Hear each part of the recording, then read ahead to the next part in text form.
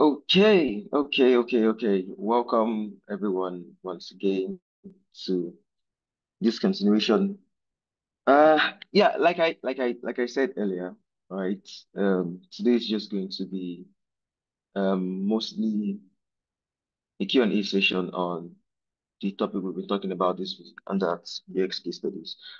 But before we go into asking questions, I'm just going to do like a little run through of what we've talked about so far so that everyone can be caught up and we can dive straight into the questions. Like I'm not going to go into details again today, just going to be doing a run through.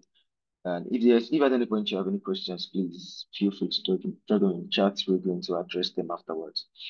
So far this week we've been talking about UX case studies.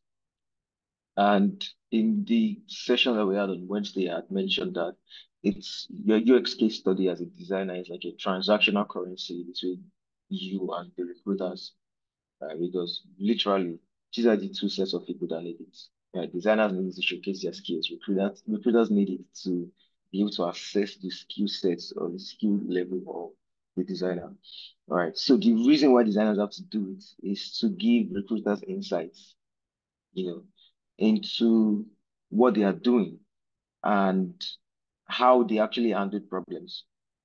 We talked about this at length on Wednesday, right? But these are the two primary um sites that need your case studies. And the major reason why you're doing it as a designer is so that you can give recruiters context and insights into your work and how you handle the problem.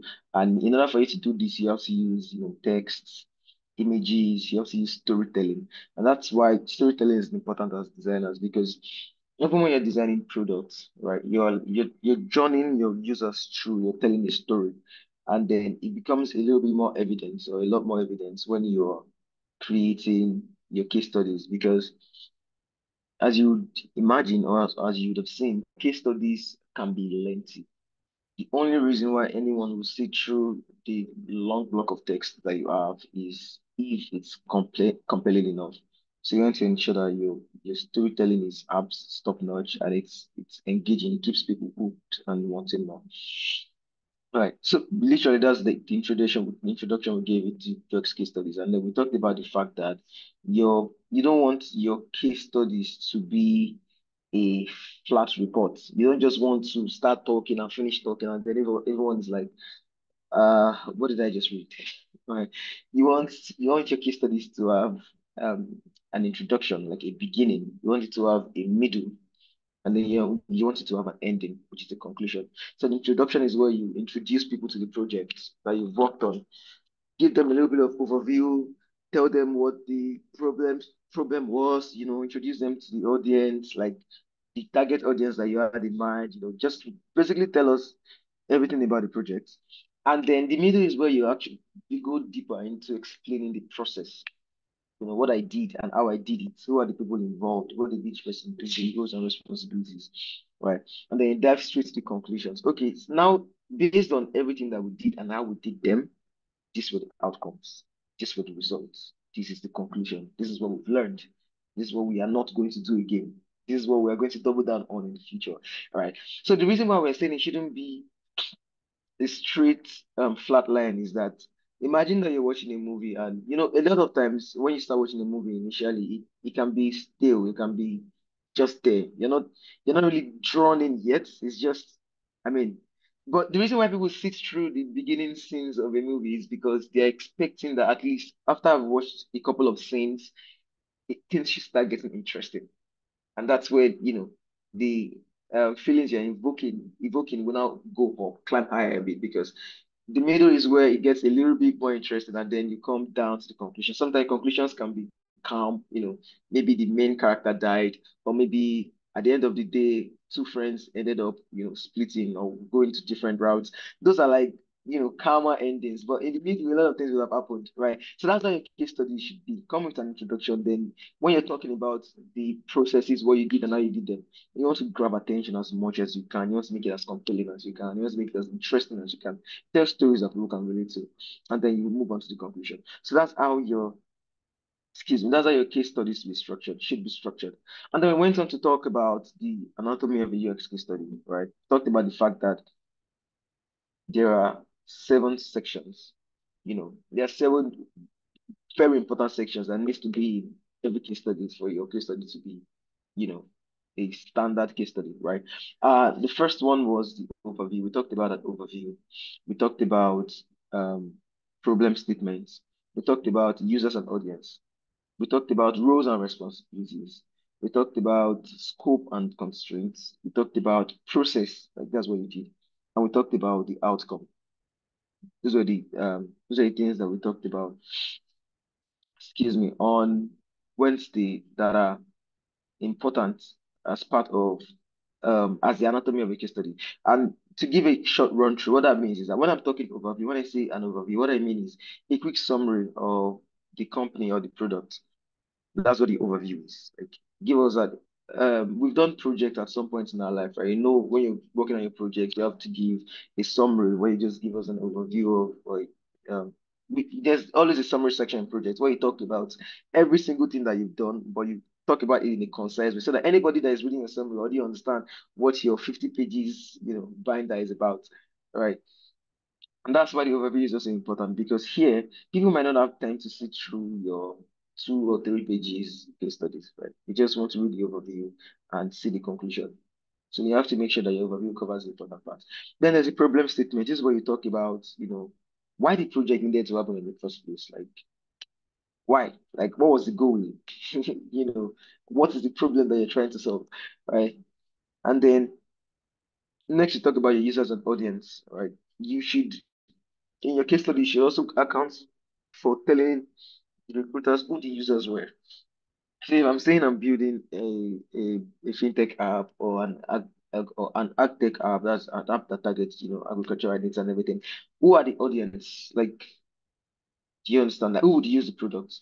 So you need to be able to relay that information. And then there's roles and responsibilities. You need to talk about what you did. Very important. You need to talk about who else worked on the project. You need to talk about how big the team was, who did this, data. And then you also need to talk about the scope and constraints, right? Are there unique or limiting factors that affected the project, right? Did the budget affect the project at some point? The timeline affect the project? The time zones, because it's possible that your team is made up of people from different time zones, different countries. So the time zones affect the project. What are the constraints that you face? The tech stack, like the technology that you guys use in the project, like did the tech stack affect? Right. I remember that there was a time in the past where I was recruited in a company to work on a product. It was a startup. And we decided that the tech stack we were going to use should be no code. Because I'm also a workflow developer, right? So we wanted to try to do everything without having to rely on actual devs. That was the tech stack. But we faced some constraints when the product was getting broader and then we needed to do more things because when you're trying to not use code, then what you can do is now limited, right? So if I was talking about if I was writing a case study for that product, for instance, I would talk about the fact that we decided that we wanted to build the product with no code tools initially, but unfortunately, it got to a point where we wanted to do A, B, C, X, Y, Z, and we're not able to because Webflow only allows us to do this. Do you understand? I need to understand everything. Or could it be the budget? Maybe we're choosing to use no code tools. And in order for me to achieve some of the things I want to achieve, we would have to pay for third-party integrations. And maybe those third-party integrations are outrageous, like their prices are outrageous. Then we can say, oh, okay, the budget for the project was also like there was also constraints there because we needed this and then we couldn't like we don't have a plan for it, we don't have a budget for it. So that's we talk about scope and constraints. Then we talk about the process and what you did. When we say process, we mean a step-by-step breakdown of what you did and why you did it. In fact, this is the middle part. Everything we've been talking about since this overview, problem statement, user and audience, roles and responsibilities, scope and constraints. Those are like an introduction into everything. When you are talking about your process and what you did, that's where the interesting stories are supposed to come in. This is where you're supposed to grab the reader's attention, right? So you give them a step-by-step breakdown of everything that you did and why you did them. And then on the last part, there is outcome and this outcomes and results. So this is what you talked about. Okay, so based on the process that we followed and everything we did, these are the results that we got. You need to talk about what happened at the end. You need to talk about the goals that you achieved. You need to talk about the lessons that you've learned. And that was what I was saying earlier. So every single thing that we've just talked about are what makes a properly structured case study. Now, you might have seen some case studies in the past that are very, very long, long and lengthy at the same time. They're very, very long, and then they probably might follow a different structure. But what you need to pay attention to, the key thing that you need to pay attention to is that do they have these, like, is their anatomy complete? Like any case studies that misses one of these seven items that we talked about is incomplete. Because you cannot tell me that you're giving me a full case studies are full accounts, like you're giving me a full account of what you did. So you're telling me you're giving me a full account, and you probably don't give me an introduction first. You probably don't, talk about the problem. You probably don't talk about the audience. Probably don't talk about the constraints, the scope. If you don't talk about those things, then it's not really a full account now, is it? Right? It's incomplete. So whether or not your case study is going to be longer or shorter, these seven steps that makes up the anatomy of a case study must be present. All right. And then we also went to talk about how to write a case study. All right. We talked about the fact that your case study needs to have a proper title, right? Because you don't want to. The reason why a title is important is that it gives the readers context into what they're about to embark on, right? You would agree with me that there are times where you've probably seen a movie because the title is interesting. It happens. Maybe not every time, but there's a chance that at least one time in your life you've seen a movie because you heard the title and you're like, should be interested. That's exactly what we're saying, right? Your title gives the readers context. So sometimes if you just name your case study, it's like using password as your password. Like the word password is your first. It's it's just there. All right. Some people might still open your case studies. It's fine, but you're not really drawing people in. Anybody that opens a case study then opened it because they just want to open it, not because they felt like, oh, you probably have something to tell them, and then they want to see it. Do you understand? So your your titles, I mean, your case study should have a proper title, and those titles should be descriptive, right? So we are doing a case study for, the example we used on Wednesday was Home Depot, like Home Depot app. Do you understand? So if you're doing a case study for that, it should not say Home Depot user research or just Home Depot. It should be something like Home Depot user research for a mobile app checkout, or Home Depot user research for this, or Home Depot UX case study for this. Like it should be descriptive. That way, anybody that sees it will know that, oh, this is actually what they are writing about, and I know what I'm expecting if I open this. Then we talked about the fact that you should write an outline. So think of the outline like that anatomy we just talked about, anatomy of a case study, right? So whenever you've chosen the title and then you want to actually work on the body, the first thing you need to do is go and copy the anatomy and paste it here, and then be like, okay, so the first thing I'm supposed to do is the overview. That's like the introduction, the summary. Okay. Um, Let me just put that down first. And then the next thing is going to be the problem statement. Okay, let me put that down. Then the next thing is going to be the audience. Put that down. Like basically, you can copy paste what we just talked about when we're discussing anatomy and place it here, those 7 points, that this is the outline. Then once you've done this, the next step, which is step 3, will now be to fill in the details. So every single one of those outlines that you've talked about, you now want to start under each one. So if I'm saying this is the overview, right? What do I still remember about the project? You can just jot down a few words. Or if you remember up to a paragraph, more than a paragraph, just write down everything in your head. And then under the problem statement, what do you remember the problem of that project to be? Like what were the problem we're trying to solve when we're working on it? Just think through and write anything that comes to your mind down. So basically, you go under each point and just jot down things so that you can come back and flesh them out later. But first, because it's easy to forget things. I mean, if during the process of the project you were already taking notes, you're jotting down and stuff like that, you're already documenting, then it's a lot easier. Like, in fact, I would recommend that. Like, you're working on any major project that you know that a case study might come out of. It's best to maybe start jotting down during the process. So when you guys are ideating, discussing, when they tell you what the problem is, and you guys are really talking through the problems together and everything like that, write down, like jot things down. So that it's easier for you when you're writing your case studies. Because if you don't, you have to sit down. You now have to sit down and start thinking, okay, wow, we did this project like 6 months ago. What was the problem then? What's the problem we're trying to solve? Okay, I remember that this was it. And then you write it down. Okay, 6 months ago. What was the scope? Like, what were the constraints that we faced? So you write all those things down. So what happens is that when you do this, it makes it easier for you to come back to flesh them out. At least you have points. You are only having to expand on those points. It will be easier. I mean, it would be harder if you didn't have any points at all. Right. So you fill in the details. And basically, when you are doing this and you get to that point where you're talking about, your process and what you did, this this is very important because, like I said, that's the middle part of your case study and it needs to grab attention. So when you're talking, you should talk about what you did. You should talk about why you did it. You should talk about what the result was and what you learned. It's very, very, see, the rest, every other thing can be straightforward. For instance, if I'm saying problem statement, I don't have to make up a problem statement. Like it's there. If the problem we're trying to solve was slow, transaction speed, right? Or the Nigerians' inability to send money, to people in other countries. If that's the problem we're trying to solve, then that's the problem that you're writing. You don't have to like try to, twist it or anything like that. You don't need to, right? So those ones are straightforward. We're talking about the audience, and we know who the audience is. These were the people that we're targeting, so these are our audience. We're talking about scope and constraint. We know what the scope of the project was. Like we know this was the scope. When we're doing it, though, we experienced this. The money was not enough. There were time zone issues.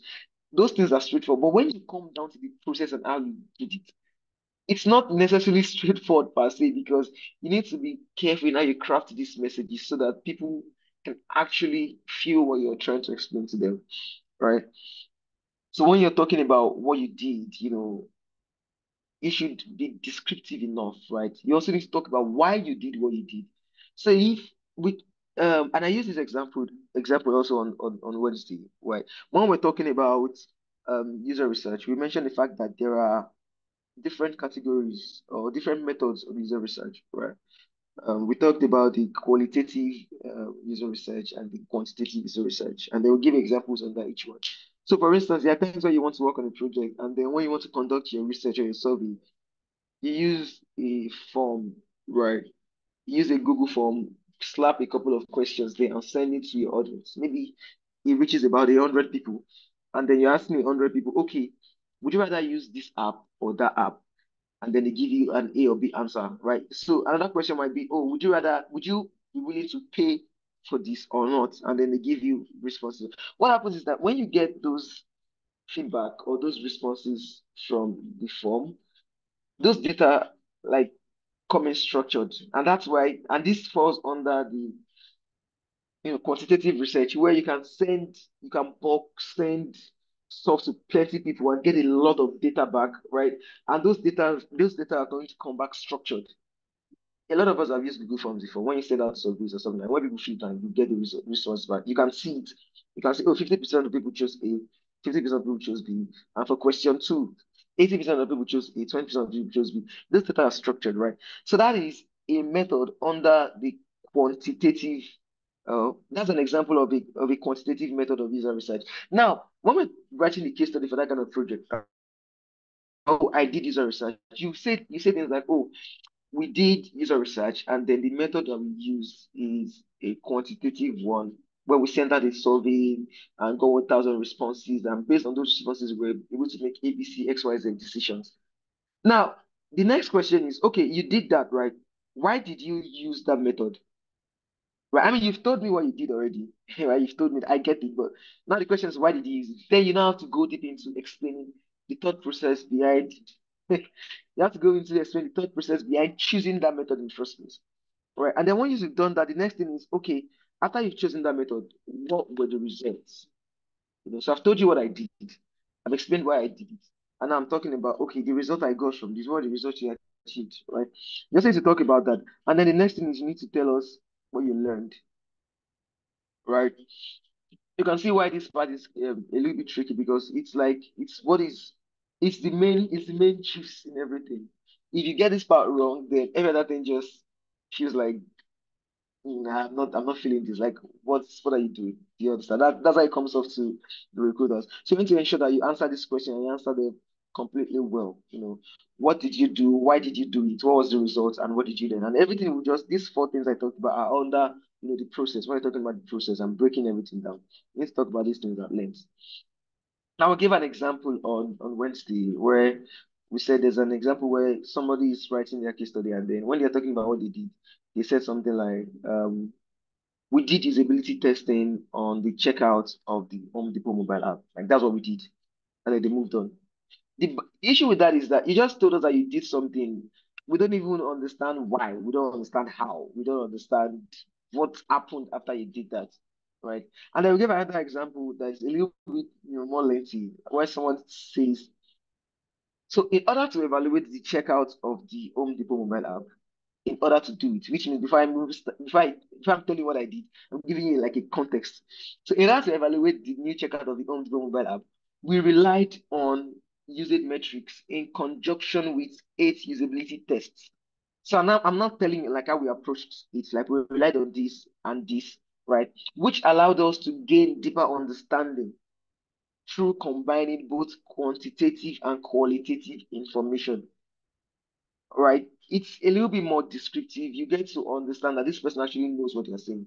And then they went on to say, although users were able to get through the checkout more quickly, they continue to struggle with the shipping section. So I've told you, I gave you a little bit of context. I told you what we're doing, right? And I'm telling you the observation, right? So this is what we did. And although users were able to get through that more quickly, although what we did worked to an extent, right? We noticed that they were still struggling with this section, right? And based on what we noticed, we now had a discussion with them, right? So it's something like still going and saying, oh, so based on that discussion with users, now revealed that oftentimes products, in one order have A, B, C, X, Y, Z. So basically, why this example is better is that we gave a context. We told you what we did. We told you the result of that. And we told you observations. And then we told you like what we did differently, like how we now approach everything that we've learned. That is a perfect example of how you should approach these things, right? Because this feels this feels a lot more professional. It sounds a lot more professional, and it makes you come off as someone who actually took time to partake in the work. If you actually go through something, if you go through an ordeal or you go through an experience and you're talking about it, it's going to we're going to hear like it's going to sound off in your voice like that you actually went through this. That's why when we hear people talking about something that they're passionate about, it's easy to make other people listen because they can see the passion in your they can hear the passion in your voice rather, and they can see it in your expression and everything. So it's the same thing when you're giving an account of what you went through. Believe it or not, working on a product is like going through something. Right? It's not always easy. There's a lot of things that happens. Sometimes there's a lot of disagreement. Sometimes there's a lot of compromise. Sometimes there's a lot of sacrifice that goes into it. So if you go through this for a couple of months and then you're given an account and it's just, oh, this is a beauty test. We designed it, we built it. It doesn't feel like you actually went through it. So that's what we're saying here. When you're talking about your person, how you did it, it should be very, very descriptive. It should be very, very understandable, right? It should be very, very clear. It should be very, very clear, right? And then after the next step is making sure you write headlines for the different categories or the different steps in your case studies. Like for the different sections that you're going to be creating, make sure that your headlines are catchy. We talked about the fact that if you're going to be thinking about headlines, you can reference Twitter. And the reason why we said that Twitter is now X, okay, you can reference X. And the reason why we now said that, the reason why I said that is that, you know how if you want to drop a hot take on X now, for instance, there's a character limit. You cannot go over the character limit unless you want to break your story into a thread or into threads. You cannot go by character. So for people that don't have time to start creating threads, they are forced to compress everything they want to talk about into 140 characters.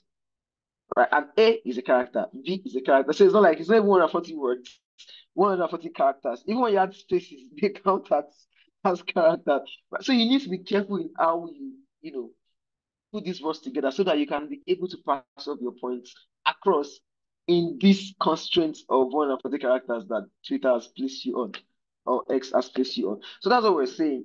which means that it forces you to strip away everything that does not make sense or everything that is not necessary. And that's exactly what you need to do with your case study headlines also. So if you're writing headlines for different sections, anything that can leave, anything that can be removed should be removed. Remember, the goal is to be concise and captivating enough, not to have the longest case study. It's being concise. So if there's anything that you can remove, just think about what X forces you to do, and then do it. That's it, right?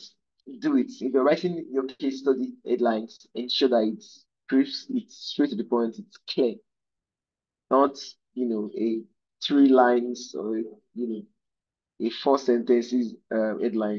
It's That's too much. You don't want that. People should be able to scan through your case studies easily, and things are easier to articles and the rest are easier to scan through when the headlines are short and straightforward. So that's what you want to aim for. And we'll give some examples of how headlines should be, but I'm not going to go into that. You can watch the recording after now. You did not. That's Wednesday's recording. Or get access to or access the materials that we shared on your elements. So in general, like when it comes to writing case studies, in general, the things you need to keep in mind is that you need to tell a design story that progresses meaningfully and smoothly. Right? Your case studies are an account of everything you went through when you're working on that project, like I said.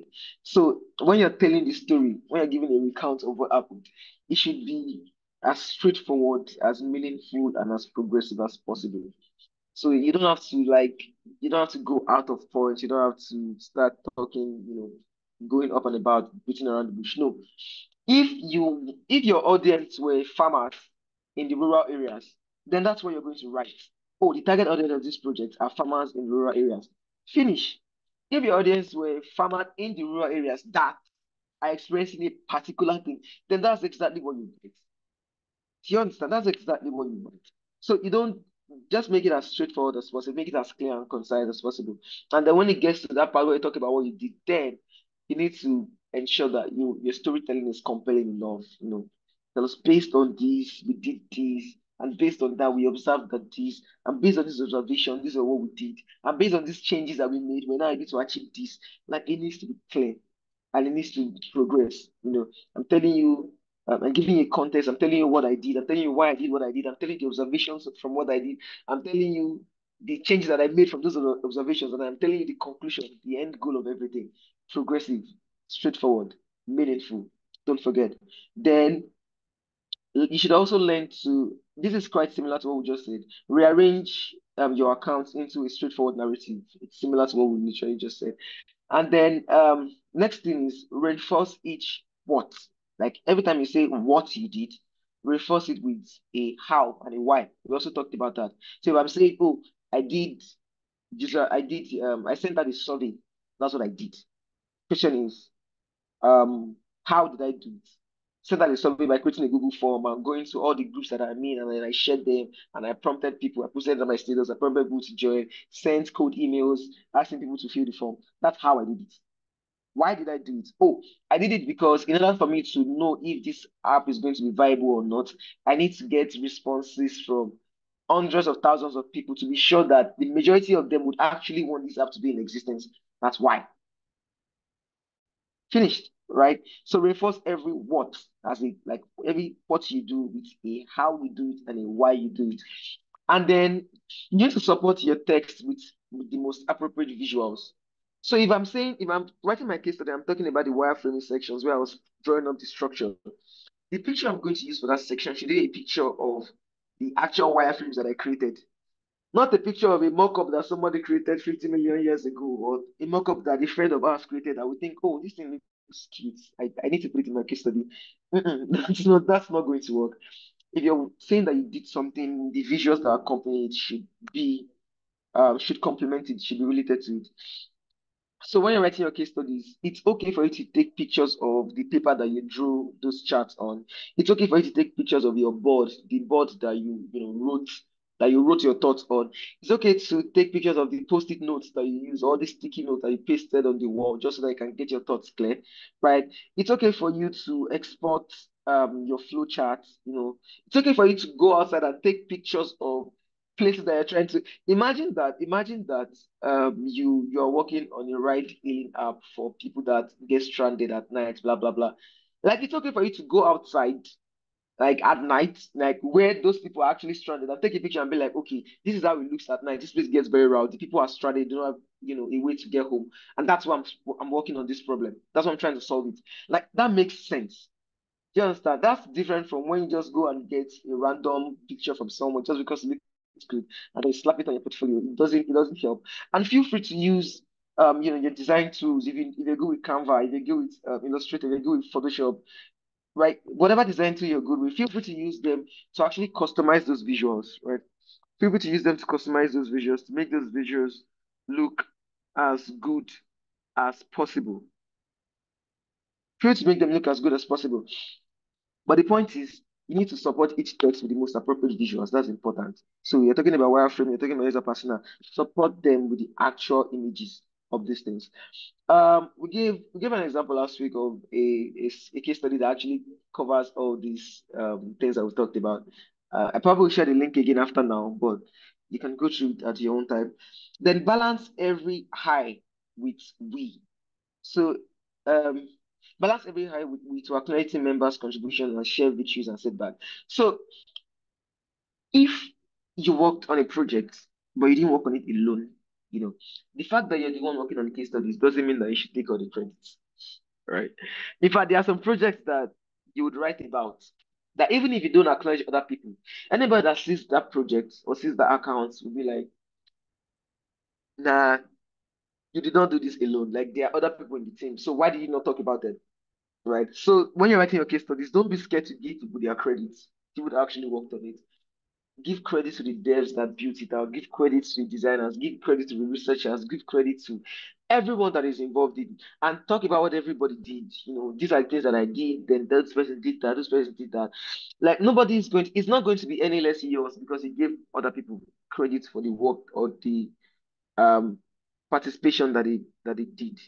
Like it's not going to make the case study any less yours. You understand? And in fact, there are even instances where multiple people write case studies together.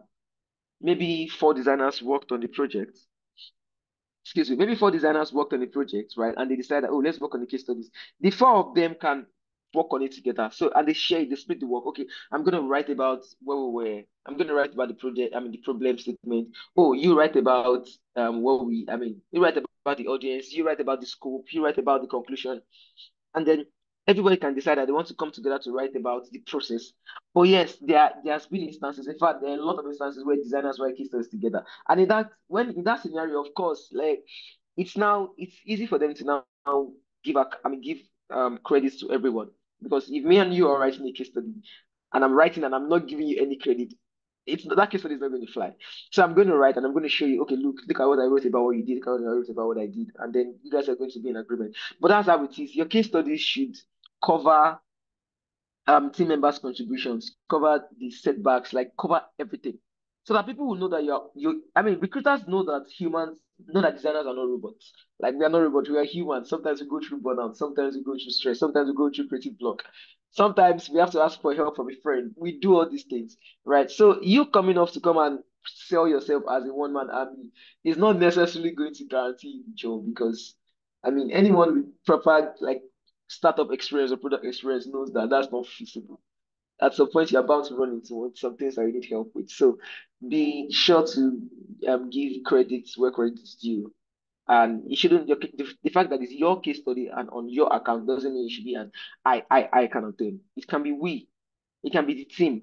Like we did this, we did that, we conducted, we do this, we do that. And then when you want to talk about specific things, when you're talking specific things, can I be like, oh, in this process, I was the one that had to go and do this. And after I came back with the results from this, we now did this, right? Don't forget that. That's very important. And make your case studies scannable. That's what we said. That's where those headlines that we talked about comes into play because scannability means that I can just scroll through and at each point in time I know where I'm at. Right? Imagine you're reading through a blog post and there are no subheadings. Everything is just excuse me, there are no subheadings. Everything is just there. You are going to find it difficult to know where you're at each point in time. But if you're reading a blog post or an article and then you are seeing the heading and it says, oh, introduction to UX case studies, and then you scroll down a bit and you saw a subheading that says why case study is important. And then you scroll down a bit, you see a case study that says how to approach case studies. So if anybody is trying to scan through that, I know that, oh, okay, this section that I'm on is the introduction section. Oh, this section that I'm on is talking about why case studies are important. Oh, this section that I'm on is talking about, how to approach. I know exactly where I'm at. And if I know that, I know some things about case studies before, and I don't need an introduction, I don't need a why. I only need an approach. All I need to do is scroll down to where approach is. That headline says approach, and read that. So it makes it more accessible. It makes it easier for me to find the information I'm looking for. It makes it scannable, and that's what you need for your case studies too. There are fellow designers that can come to your project or your case studies or your portfolio to look through your case studies just to try to find out how you approach a particular section of your case studies. They don't need to read through everything. They also have experience with case studies. In fact, they probably have more case studies than you, but maybe they are feeling like they are doing something wrong and they want to see how you do yours. They'll come to your they'll come to your account and scroll, right? And if your headlines are not properly structured, they won't be able to tell which is which, like what is what, and then they'll just be like, oh well, move on to the next, right? So please make sure your case studies are scannable. And then remove everything that doesn't help explain your thought process or advance the story. We've talked about this earlier. Anything that feels like it's not important should be gone. Case studies don't necessarily have to be excessively long. It could be relatively shorter. The fact that, oh, one designer that has 70 years okay, it's probably not possible to have 70 years experience, or the fact that one designer that has 20 years of experience has a case study that is 10 pages or 5 pages.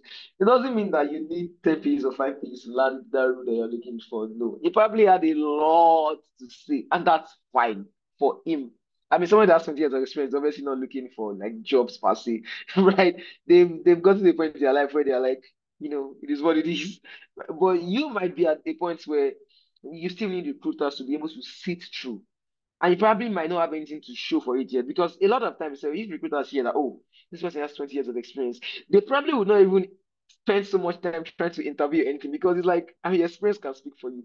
But coming from someone, exactly, yeah, your experience can speak for you. And then the fact that your case study is even long might now make them feel like, oh, you know what, I'm not even going to go through that. The experience is good enough for me, right? But taking it for someone who probably has like, 2 years, 3 years, 4 years, 5 years and stuff like that, you need a reason to make them want to stay, to make them want to try you out, to make them want to listen to you. And that is your case studies. And if your case studies are not, explanatory, or not, descriptive, or not interesting or intriguing enough or compelling enough, then they have no reason to want to sit through that. They'll probably just go and look for somebody else. So please, these are like the summaries these are the summaries from everything we talked about, everything we talked about when it comes to UX case study, right? It's important that you take, even if you're not going to take away anything from this, it's better that you take that anatomy very, very important. Like, take it very serious, rather, right? The overview. Know that every case study you're writing must have, number one, an overview. You must have a problem statement section. You must have a user and audience section. You must have a roles and responsibilities section. You must have a scope and constraints section. You must have a process, like what you did. You must have that section, and you must have and outcomes and results section. Like, those sections are, if you're going to take away anything from it, right, it should be those, because that is the framework. The same way you cannot build a house without laying a proper foundation. These are the foundations of excellent case studies. Right. These are what is going to either make or break your case study. Right. So it's very, very important that you take this away from this session. We actually also went to talk about case study, I mean, mistakes that you should not make when you're taking your case studies. So things like, when you're writing your overview, your summary should not lack information. So, when we're talking about interview overviews, I said that your overview should contain an account. You should contain a summary of every aspect of the product or of the case study. So if you're writing an overview, right, your overview should, or your summary should cover, oh, this is the project. I mean, this is the product. These are the audience. This is what we did. This is what we experienced. This is how we ended. Like, you are still going to go on to talk about them at length, right? But for people that will not have time to sit through the entire thing, that just probably wants to read your summary to get an insight, that insight, I mean, those insights should be included. You shouldn't leave out anything. So sometimes people think when they're writing their overviews, it's just, oh, an introduction. Then they start by, oh, for many years now, people have done this, people have done that, and it has given them this and that, which was what inspired this project. Writing it like you're writing a pro, you're writing it like you're writing a project proposal or something like that. That's not going to help you, right?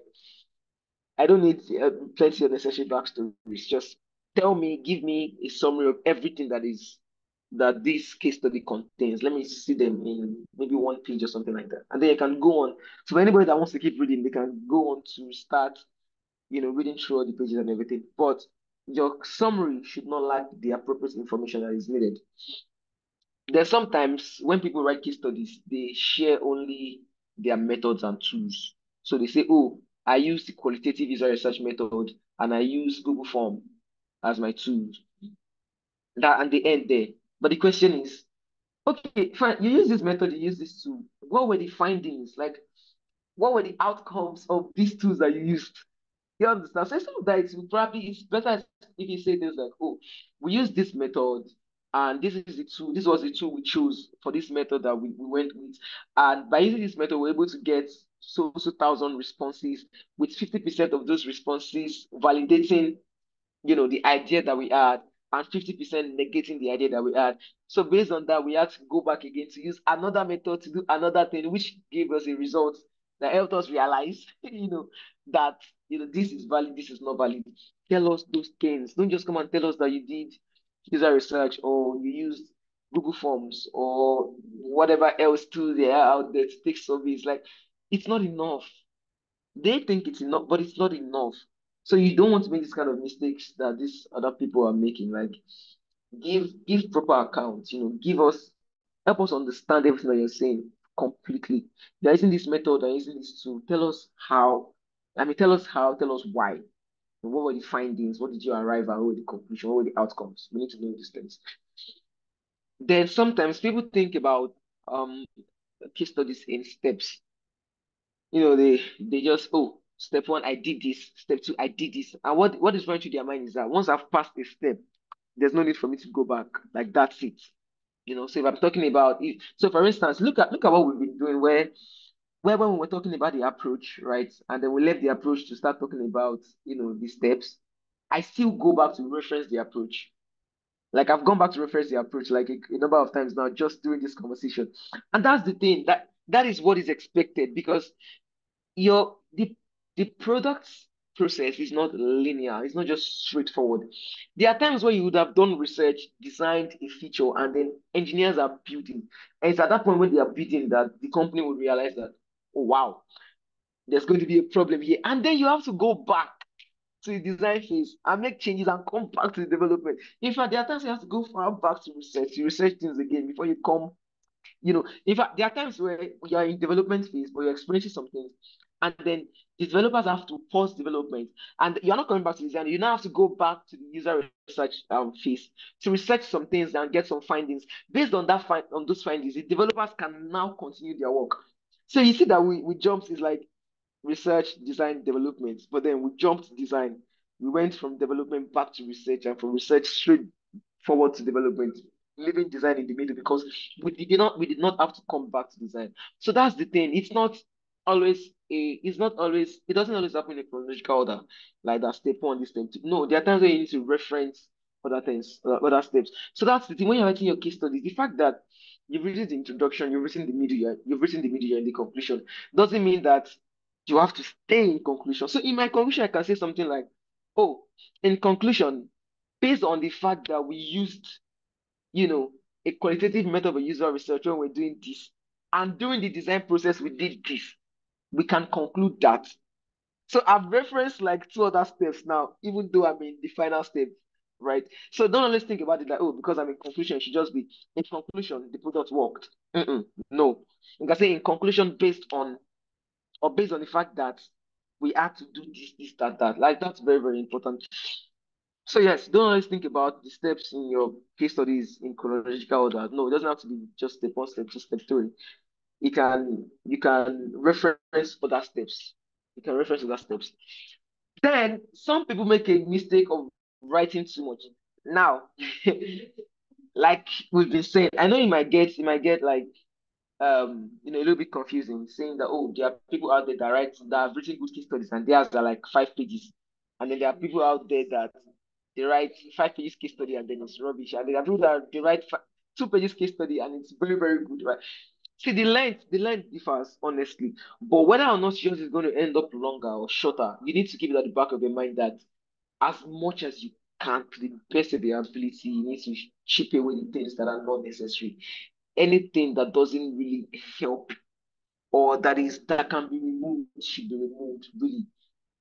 Case in point, X, when you're tweeting.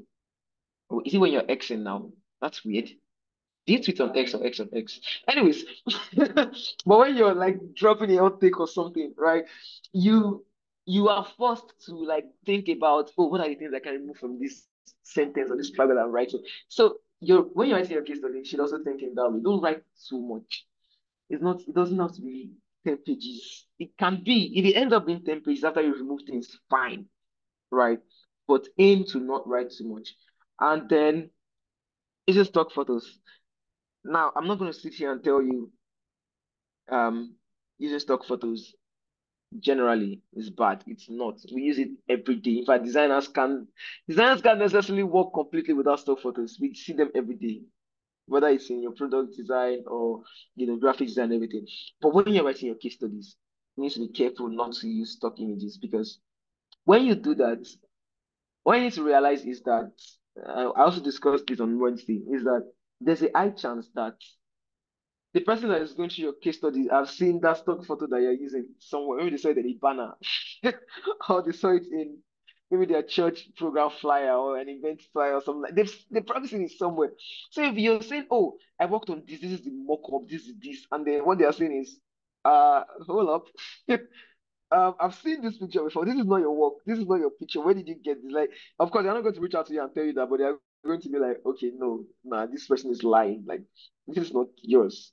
Do you get? So bringing it to this context here, it's like ensure. I said this earlier also. Like, there's nothing wrong in you going out to take pictures of the abstract problems that you're trying to solve, or maybe when you're interviewing someone or when they are reviewing your product, ask them, "Oh, I would like to document this process for my case studies, and I'd like to actually take some pictures. Would it be okay by you?" If they say it's not okay for you to take their picture, like their face, then ask them if you can take a picture of the part of their body holding what you're testing instead, right? So if you give me a prototype to test, for instance, I'm pressing it with my hands, right? So I can ask, okay, if I can't take a picture of you like in food, like expressing the product, can I at least like take a picture of your hand pressing the phone or your hand like playing with that cardboard or your hand doing this? Like that makes more sense than you now just going online and finding, oh, and pressing phone on Shutterstock or and pressing for free pick and then you're downloading the picture and you're putting it there. It doesn't help. Fine, they might know and they might not know, but just so you're not in that pickle where you ended up doing something and then they know that it's a stock photo. It's not going to help you. So sometimes people use screenshots from other people's work. Like you're talking about the fact that you did wireframe for your products, and then the wireframe you're showing me is wireframe for someone else's work, right? It's not going to help you in any way, right? So don't try to go and use stock photos. Anything like when it comes to designs, do you understand? You're allowed to use stock photos. I mean, you can pay for them. They're free ones. That's what they are there for. But when you're writing a case study, like when you're writing a case, the difference is that when you're designing, right? Sometimes what you need are not in existence. You have to go and find things that you can use in their stead. Right, but case studies are, like I said, an account of what has happened. So if it has happened, why not just get a picture from it? You know, something that has happened, something that is in existence already. If I'm saying I did brainstorming, like those paper that I scribbled on should still be there. I should be able to snap them.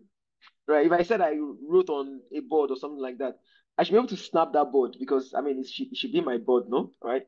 If I'm saying, oh, I went out to talk to people, there should be actual evidence of me talking to someone, right? Actual evidence of me like talking to someone should be there, right? So all these things that we're talking about right now, like they are what they are what ensures that they are what ensures that your case studies they are what ensures that your case studies are, they are going to turn out like perfect and as high standard as they are supposed to look. So take pictures, take actual pictures, take document. That's why I said if it's possible for you to document like at the beginning stages, then you should. document, right? It's very, very important. So please, no stock photos in your case studies. Stock photos in your designs, fine, carry on. More grease your elbow. But case studies, nope. Take pictures, proper pictures. I think no, not lastly, but we're going to be ending soon. Another thing people forget to do is closing their case study properly, like adding a proper conclusion to their case study. Sometimes they feel like if they done introduction and they talk about their process and what they did, how they did it, what they learned from that, then that's fine. But your conclusion should be intentional. It should be intentional about your conclusion. Your conclusion should be as solid as your opening. You understand? So in my conclusion, I want to say things like, oh, so based on everything that we've gone through so far, based on the fact that we did this research, based on the fact that we went through this process, based on the fact that we were able to do this, that, we've the products got to a point where we achieved this and that, right? And what we learned in general is that this is what we should be doing. That's not what we should be doing. And going forward, this is how I'm going to approach these things, like after now. Your conclusion should be intentional. They should still feel like they should show that you actually experienced what you're talking about. One, they should show that you learned things from it. Two, and they should also show that you know what you're going to double down on in the future. Your case study, I mean, your conclusions should be very, very intentional, right? Don't just think of generic things, right? And you should also talk about the success or failure. No, it can't be failure. You're writing a case study about it. It has to be success, right? So you talk about the success of the projects, right? If in my conclusion, oh, at the end of the day, we're able to launch on Apple Play Store and this and that, and then we're able to make, you know, we're able to onboard 50 million users in the space of 3 months, and those 50 million users were able to have transacted a total amount of $768 billion.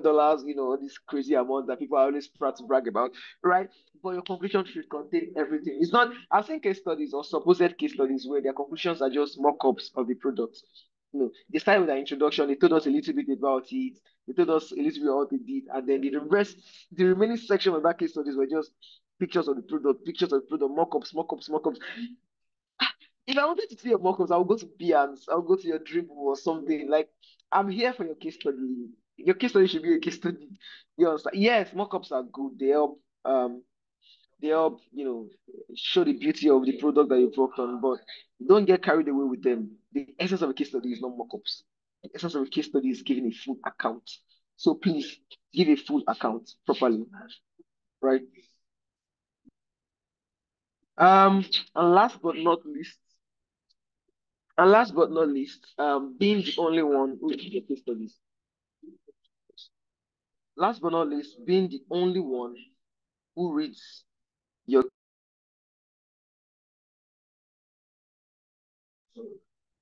The thing is, when you write case studies, you can't.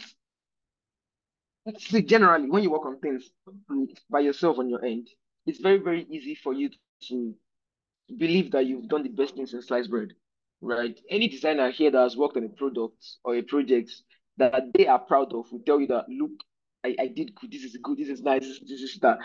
But the thing is, because it's your work, because you have a bias towards it, you will not be able to see errors or see flaws. Or maybe you see it, but you're not going to be able to acknowledge those flaws. You understand? Okay, so I'm checking the chat now. No, I'm not sharing my screen actually. I was just trying to give you a run through. Like anyone who was not part of the class, and that's your question, Williams. Anyone who was not part of the class on Wednesday or something can always just watch the recordings. I'm just giving a walkthrough of everything. Right. So anyone, so if you're always trying to do this alone, by yourself and everything like that, you're not going to be able to spot errors. So what is important is that after you've written your case studies, get your buddies, your peers, your friends, whoever is you can get your answer to help you review them. Right? Because chances are if a friend of yours cannot understand what it is that you've written, chances are a recruiter would not. That's the point. Chance the recruiter would know. And you want them to understand. So don't feel like, oh, because you've written it. I cannot count the number of times that, and this is a personal true story. I don't count the number of times where I'll probably I've had to, over the course of my career, I've had to work like all night. In fact, I did that for a couple of times, like or a couple of the last couple of weeks. I've been able to do a lot of all night, like working through the night into the morning, and then sleeping in the morning, waking up in the afternoon, and continuing the work. So imagine having to stay up all night to work on a project, and then you're done. You finished it, and part of the reason why you decide to stay up all night until like 7 a.m. so they can finish it, right? And then you finish it, but after you finish and look at everything, everything is good to you. The mistake you can make at that point is sending to the client immediately because you think that you're done. And that's something that I never do because a lot of times I know that, see, the human body is not initially designed to work all night. Like we're supposed to get our rest. I'm not advising that you should. If there's emergencies that require it, fine. All right, but it shouldn't be a constant thing. And I guess I should take my own advice, but it shouldn't, right? So the thing is, when you do these things, like because your body was not designed to do that, chances that you might make some mistake and you would not know, and then you just be like, okay. Then sometimes I find that when I come back and I look at some of this stuff, and I'm like, what was I thinking? Why did I put this here? This obviously does not look good.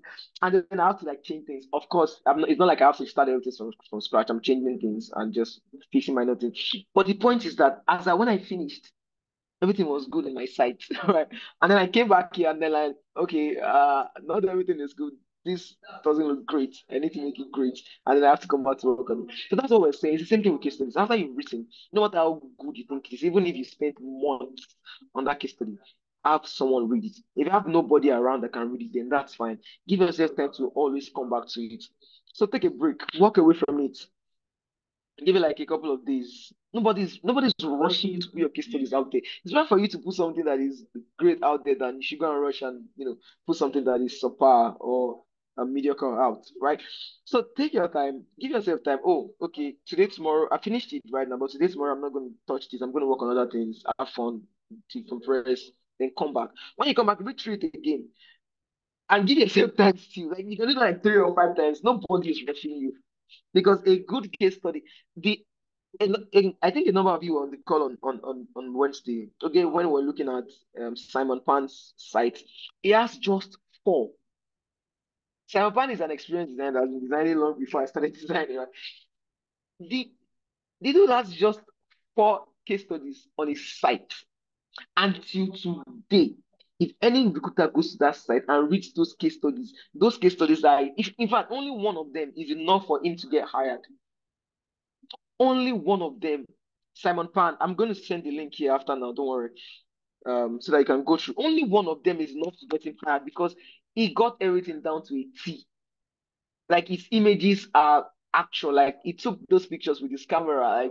Like you would see it. Don't worry, I'll share it again, right? So that's what we're saying. He has just four. Chances that he has worked on maybe not hundreds, maybe not, but he has worked on at least 20 products in his life. At least 20, because someone like that has like maybe 15, 20, 25, 30 years of experience. But he has just four case studies.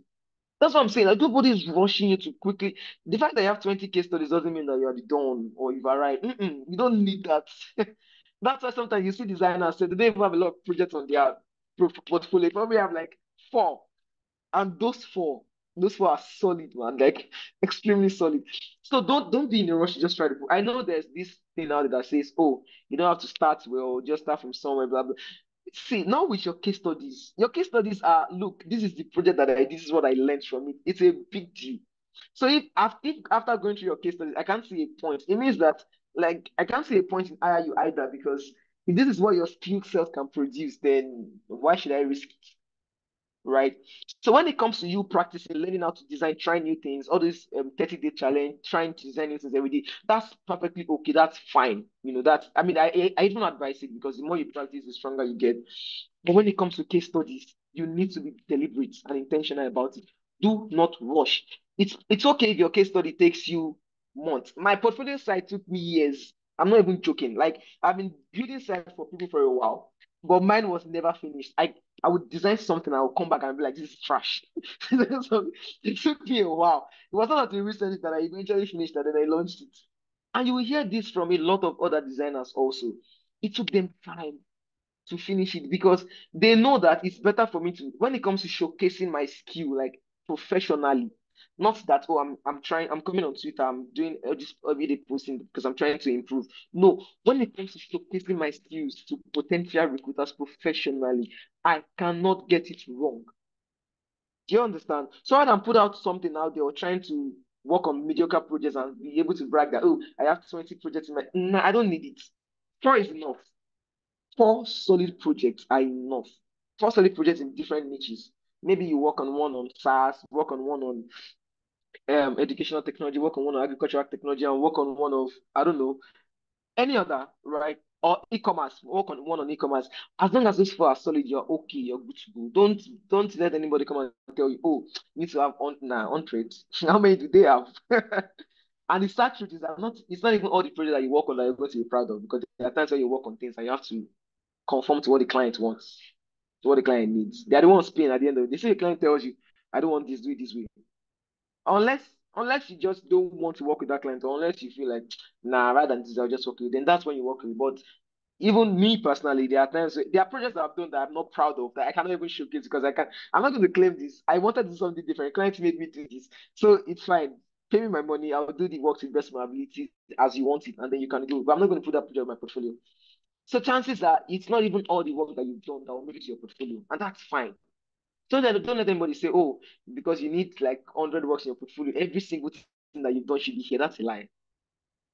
Like that's a very, very big lie. Nobody cares about that. In fact, a lot of times for it, a lot of you that will be lucky, the jobs that you're going to be getting are going to be from referrals. You're probably not even going to have to apply to any company whatsoever, right? And referrals are always sweet, trust me. You see what referrals are because you don't have to stress. What people are trying to like get interviews, you're having discussions, you're not having interviews. They will just probably be on the call with you to be like, oh, okay, so this person referred you. Can you tell me about yourself? And then you tell them about yourself. And in fact, because you know that person referred you, can even be like, oh, okay, so a couple of weeks ago we were working on a project and we did this. It's going to be a discussion. But that's the thing. That's the thing. It's not necessarily about the plenty list of things or the plenty case studies. Prioritize quality over quantity when it comes to case studies. When it comes to your portfolio, prioritize quality over quantity. That's very important. When it comes to practicing, you can prioritize quantity. Like practice how to design this button tomorrow, that button next tomorrow. You will get that. But showcasing yourself, you need to put your best foot forward. So it's okay if you take months to work on your case study. It's okay if your portfolio side is taking you months to finish. It's normal. I've been through that.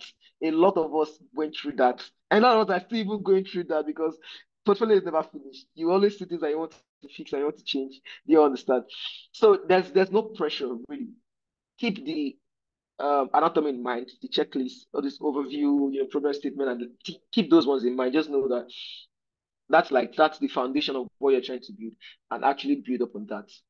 Like I said, any project you're going to be embarking on from now on, you should document. If when we were talking, if you're having a discussion with the stakeholders now, and then you guys are talking through the problem statement or something like that, if it's okay for you to record those sessions, those calls, or if it's okay for you to just start jot down, so your case studies are going to be easier, right? Because your case studies, I know I'm stressing on it though. I think it's important. It's very, very important. It's very, very important. You don't need a lot, just a few good ones. Um, yeah, those were everything that we talked about on Wednesday. Let me grab the link to this portfolio I've been talking about so that anybody that does not have it yet can access it. The guy's name is Simon Pan. The link is simonpan.com. I'm dropping it in the chat right now. So anybody that wants to go through, just click into it. Like this, the site is not fine. It's not it's not terrible. Like it's not terrible, but it's not something that you say you'd be like, oh wow, this is a very, very aesthetically pleasing site, right? But just read through. Take your time to read through at least one of those materials, preferably the first one that over it, and see what we're saying. It's long, yes. Try to sit through it and read. But you see how you broke down everything, gave account of everything. See how you used pictures, I used actual shots from the mobile app itself. It's just amazing how I was able to bring all those things together. And this is someone that has done this since how many years ago? Until today, we are still talking about it. In fact, in 10, 20 years to come, the other generations of designers or something like that, people that are just entering design, will still see that same portfolio and be like, wow, these are some very nice case studies that this person wrote, right? But that's the thing. Good case studies will stand this test of time. You don't even have to stress. Right? I mean, you stress when you're doing it, but once it's done, it's done. Right? Um. Okay. Manola said you said it could take months to properly work on the portfolio. How does one balance the pressure of getting a job quickly with creating a sound portfolio? Yes. So what I do, I mean, I don't know. It's probably not going to be convenient for a lot of people, right? But I learned from my elder sister a while back that there's a value in sometimes working for free. Now, I'm not saying go and start working for free because it will use you. Nigerian companies are crazy. In fact, companies in general can be very, very crazy, right? So what that means is that I identify someone that needs help with something, right? And it's like, oh, you're trying to solve this problem. Oh, you cannot afford to get a designer. It's fine. Let me work on it with you. Do you understand? So it's like I'm working on an actual product with someone. Of course, I'm not being paid. I get that. But this is an actual product. Like that, when it's done, it's something I can talk about that I did. Do you get? The reason why this is important is that when you give yourself projects, it's very easy for you to omit things or overlook things because it's your project. I mean, if I'm working on a personal idea now and one part is stressing me out, I'll just be like, I'm changing it. Right? And it happens a lot. If I'm working on a personal idea, there are times where, so there's also this thing that I do where I will just open Figma and start putting together a structure. I don't have a goal in mind at all. I'm just putting together a structure, bringing in a button, creating this, creating that. And initially, it's looking like a fintech app.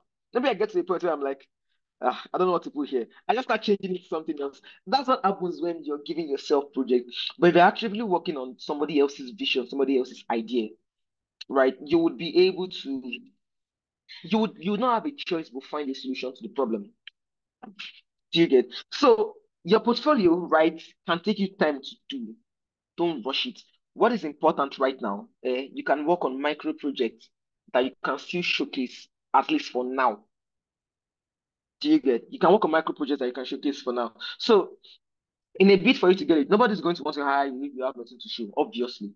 Nobody's going to want to hire you if you have nothing to show. So now for you to be able to show them something, you wouldn't you can't even have a case study at this time because it's not like you've worked on actual projects that can give you case studies. So case studies are out of the way. You probably wouldn't have a portfolio website yet because the portfolio website will mean that you need to have projects that will be on there. If you don't have projects, then the website is going to be empty.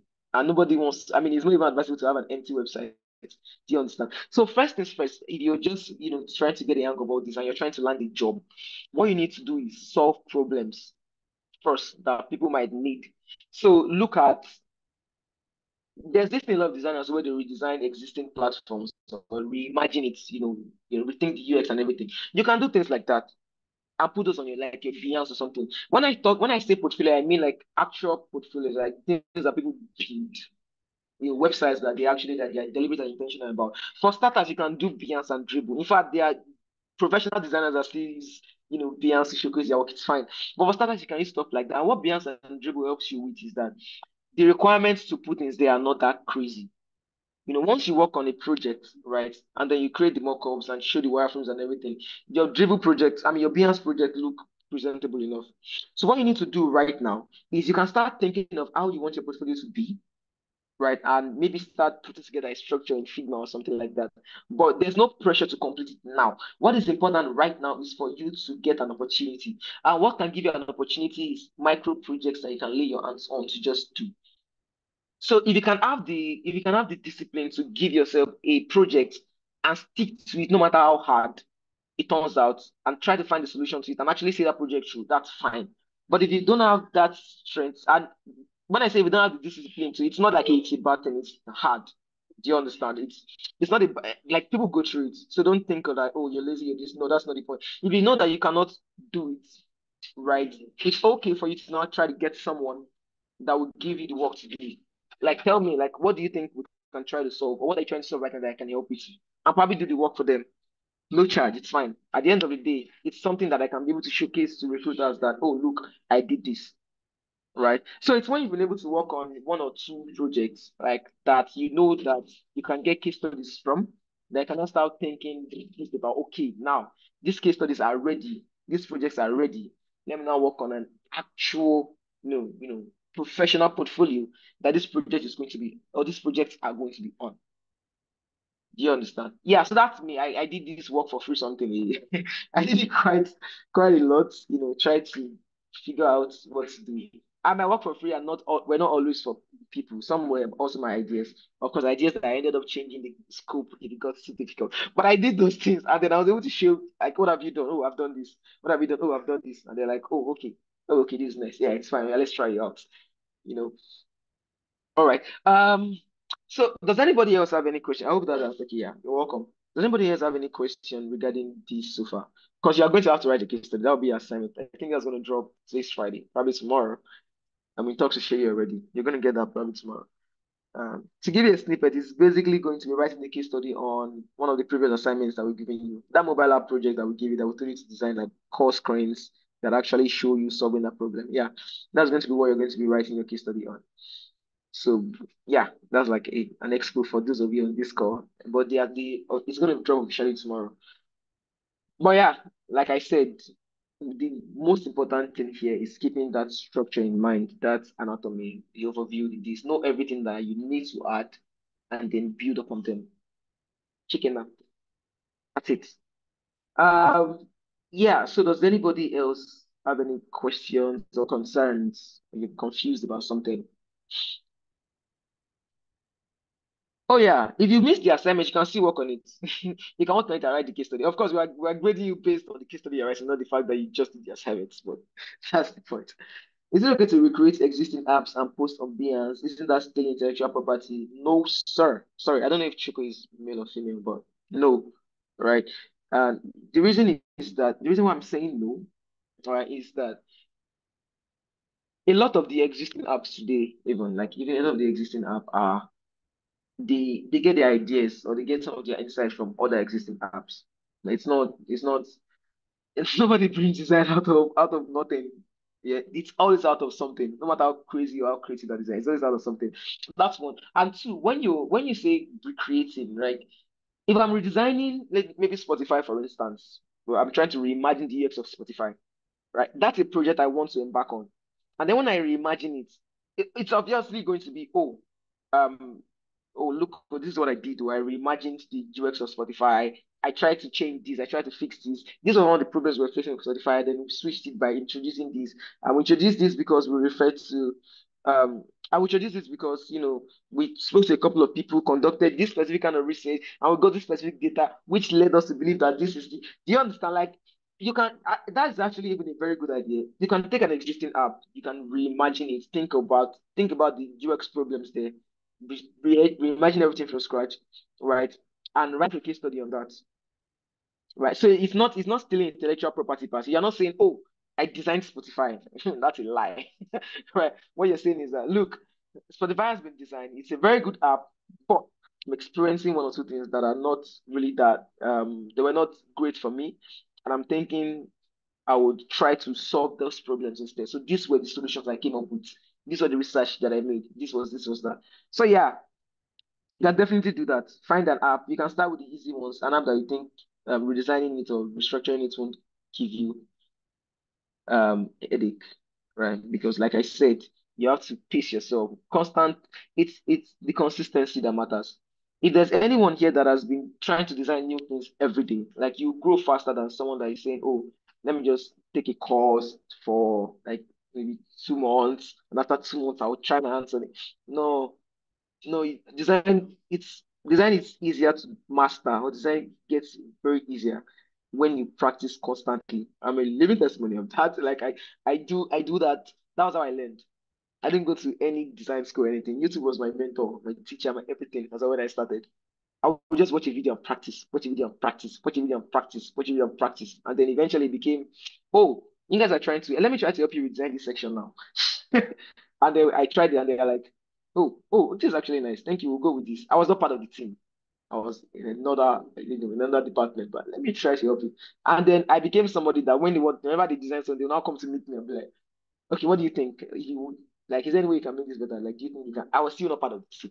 It was later, after a while of constantly helping, that you're not like, you know, I mean, what are we doing? What are we doing? Come join us already, right? And that was it. But imagine I came to them and I'm like, oh, um, I'm new, but can you please hire me? So, no. I was constantly practicing every day, and then I offered to help, and then that was it. So you can start from there too. So yes, Evie, I don't know if that's your name, but it's okay to recreate. I wouldn't say recreate. Let's use the word reimagine. Recreate is like replicate. I don't know. That's what I'm saying is that you don't just want to duplicate somebody's work. So you can reimagine it.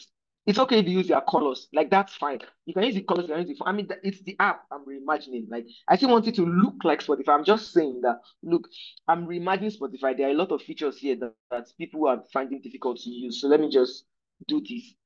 And then when you're giving, when you're sharing your case studies, you don't want to now start screenshotting existing like pages from existing Spotify design. Like you did not do those ones. Now, why are you showing us those ones if you did them?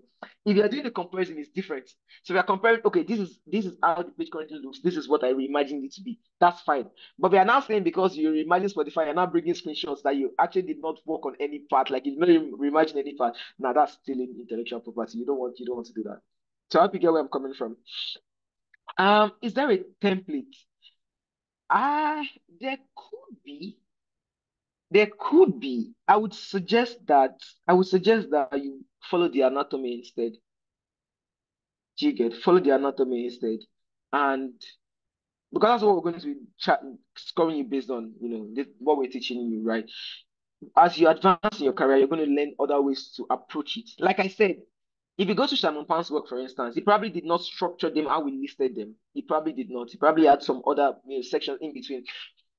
But by the time you go through, it would be a nice one. But by the time you go through it, you will notice that every single thing that we mentioned in the UX case study anatomy, he has them in his own. Where he's talking about the outcomes, the people that he's doing it for. He has everything.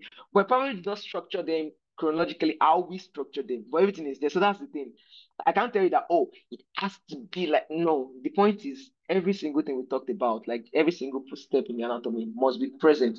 How you now want to showcase them is left to you. But at the end of the day, showcase them in such a way that it's progressive. Like, let it tell a story. So I can tell you that, oh, in the beginning, we did this. And based on that, it's like this, oh, introduction. What we are doing is an app that does this, XYZ. The problem that led us to want to work on this app is this, that, that. The people that we're trying to solve this app for are this, that, that. The scope and constraint, can you see, like there's a progression? That was why we listed them that way. So you can feel free to go with that progression. It's fine, right? But at the end of the day, is having every item in the anatomy that matters. Right? And that's to answer your questions, Kafi. So it's every item in the anatomy that matters. What would you say about design replications versus case studies versus reverse? Rafael, you're looking for trouble. Okay. Design replications versus case studies.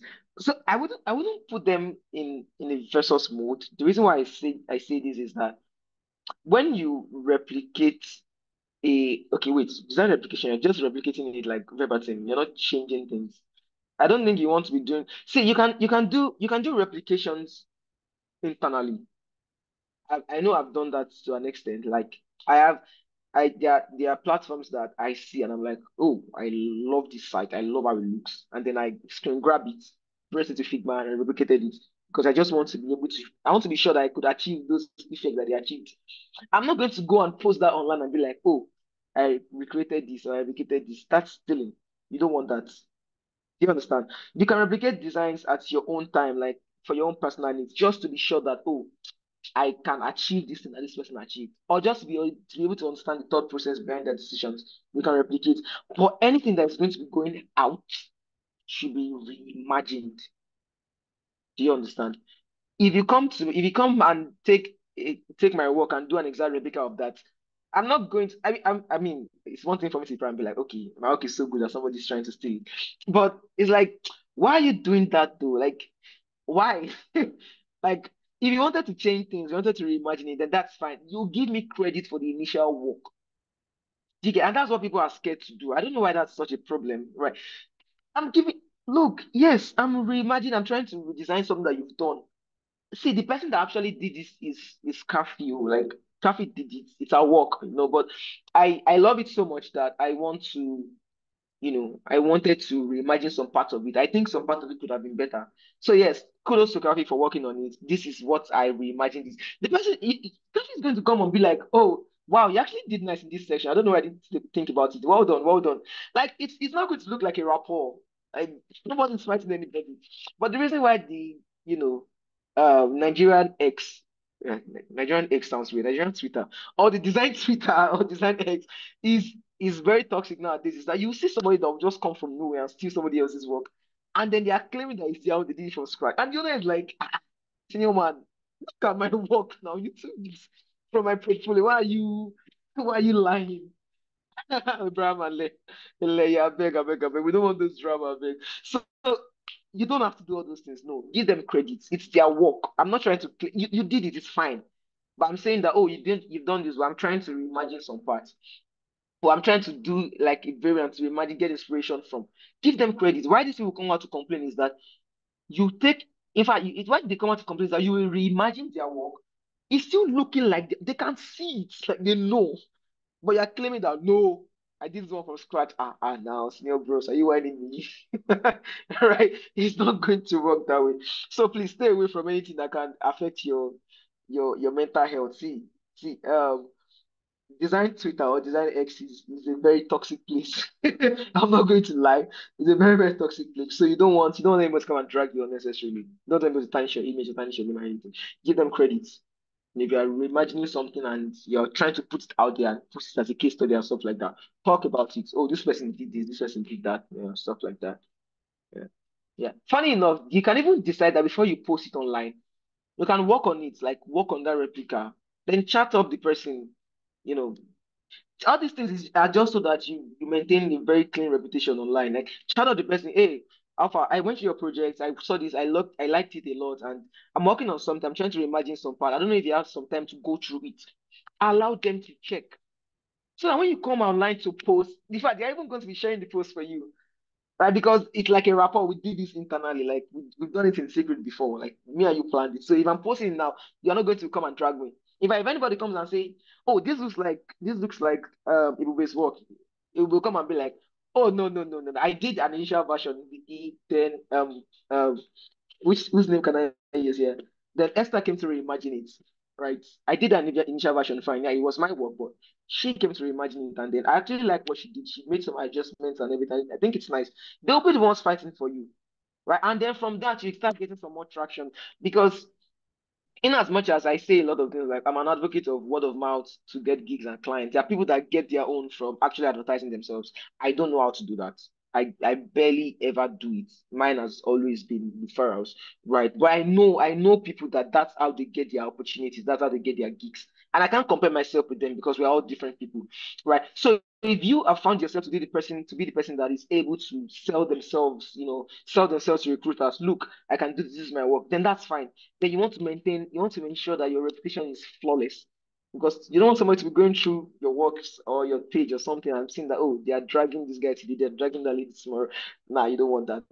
So please, so back to what you were saying, Raphael, don't do replications per se, do reimagination and carry the owners of along because even if you're reimagining stuff, chances that some things are still going to stay constant. It might still look like, it might still look a bit like the initial work. So if it's going to look completely different, that's fine. But if it still has some semblance to the actual work, then you have to carry the owner of the work along and give them credit. It's very, very important. Unless you are not even sampling anybody's work and then you're doing your own from scratch. So when you do these reimaginations of existing designs, right, you can now get case studies from them. So I don't think that's what I'm saying. I don't think I can put them in versus mode, right? After you've done the reimagination, which is the only thing I suggest, all these things that you mentioned, right? Then reimagination comes first. Then you get your case study from it. Do you get? So they work together. They're not different per se, right? Um, yeah. So I hope that answers your question. So don't you just if you want to replicate somebody's work, do it at your own, your own personal space. Replicate it just because you want to learn how to do it. I've done that too. See some effect, I'm like, I've not tried this before. Can I even do it? And then I, try to replicate it and I get it. I'm like, oh wow, that's nice. I'm able to do it. And that's the end of it. I don't go and post that because I know it's not my work. I can't try it. I respect myself too much. Right? So it's the same thing. I think you should follow that approach. It's fine to replicate. You replicate to learn, but don't replicate to pass off as your work. Not advisable at all. And then yes, when you reimagine stuff, that's where you get case studies from. Because I mean, you reimagined it, you thought about it, you saw a problem that could be fixed, and then you did your own research into trying to fix that problem, and you fixed it. Do you understand? So you should be able to write a case study from that. Yeah. Does anybody else have any questions? I see the chat. It's funny. Nobody will drag you, don't worry. As long as you don't do things that are draggable or things that will make you draggable. Yeah. Any other questions? Are we all clear? Okay, also, is there something like once this No, sorry. I didn't see reaction to raise up my hand. Sorry. Because okay, I'm okay, yeah. Go on. all right. So my question now is coming from what you just finished explaining, the reimagination and replicating stuff. So though I'm talking in line with being a graphic designer, I don't know if it's really implied to designing products too. Like at least you have, in fact I think it is applicable. Like assuming a client come up to you and say, okay, I want you to design my website. This is the kind of design I have in mind, and he gave you another person's or another organization's website. Like I like this Mm-hmm, one. At least you're going to use that one too as a reference, right? So how mm-hmm, do mm-hmm. that differentiate what you just explained? Like what's the difference between what I just said now, the scenario I just painted, and the one you just finished explaining? Okay, so yeah, you're quite loud. Can you okay, you muted. Thank you very much. Okay, so excuse me. The difference is that I said something when I was talking earlier. I said, and it might be applicable to some of us on this call. I said that it's not every single work that I've done that see the light of my portfolio sites or my portfolio in general. And the reason is that I proposed a concept to the client, the concept that is amazing and stuff like that. But they said, no, this is what I want, and it's what I want that I want you to do. And of course, I have to do what they want. So you need to be straight with yourself about these things. Like if a client tells you they want an exact replica of an existing site, hmm, you probably will try to convince them. But if they are adamant about that is what they want, you are going to create that replica for them, but it's not going to be safe for you to take credit for that work because it's not your intellectual property. I don't know if you understand. It's a different case when a client is coming to you and they're like, oh, you want a replica, blah blah blah. Like, you can't necessarily take credit for it because every single thing that you're creating is from there. So you didn't do it per se. That's my 2 cents about that. I don't think so. Works like that are probably those work that you do just what the client wants, and then the client pays you, and then you guys part ways. Do you understand? You cannot, it's not safe because like what's the argument going to be? Oh, I did it now, it's my work, I did it from scratch, and the person is coming, like this is my work, it's not yours. And like, no, it's mine. Like this is what the client wants, and I replicated it based on what the client wants, and I did like that, you're not going to win that case. Do you understand? So yes, times like that have actually happened to me before, where the client's like, oh, we want this. I'm like, okay, no problem, we'll do it for you. Then we did it for them, but you won't find that project anywhere near me. Like, I'm never going to put my tag there that, oh, designed by for where? It's not possible. So, yeah, those times will come. Do you understand? Where you have to do exactly what the client wants. What we're talking about now is when you decide that there's a product that you want to reimagine. Do you understand? That's not reimagination, that's replication. That's different. You want to direct copycat of what is currently existing. Do it for them. It's what they want, and they'll pay you and you go. After, of course, you have to try to advise them first. But if you're trying to reimagine an existing product, this is like your own terms, right? So if you're trying to imagine an existing product, and you just and you just do a replica, right? Don't just don't see anytime you replicate a site, just keep that back of your mind that it should be for your eyes only. You should only replicate sites to learn. Don't even replicate sites to put online. It's not replicated site that you go and post on your Twitter or Dribble or something and pass up as yours. No, anything you're replicating should be for your eyes only. But if you want to put things online and you decide that, oh, it's GT Bank, I want to reimagine, it's fine, reimagine it, change it. that is something that you can put online. Now, it's possible that nobody knows the designer of GT Bank because maybe they don't expose themselves or they don't make themselves noticeable. We don't know. But all you can say is that, kudos to the designers of GT Bank app. It's a very, very nice app. Using the app for the past couple of years, I experienced this, that, which has led me to think about how to, possible ways to fix those US issues. And then we able to come up with the following. Do you understand? And then you give an introduction into your own from scratch, and then you talk about that. Do you understand? So it's like I know that I did not do it from scratch. I mean I know that this was not my idea initially, but based on this, I've done this. People sample, like it's okay to sample. Even musicians sample sounds. Like you hear some songs where you be like, this beat is very, very familiar. I don't know. I don't know where I heard it from. It happens. It happens. You sample it. But what you will not see is a complete replica. I mean, you probably would see it in Nigeria where somebody will take another person's sound and make a beat with it. But what you not see in all these foreign advanced countries is complete like replica of the soundtrack and everything. And then those musicians claim that it's their beat. No, they don't do that.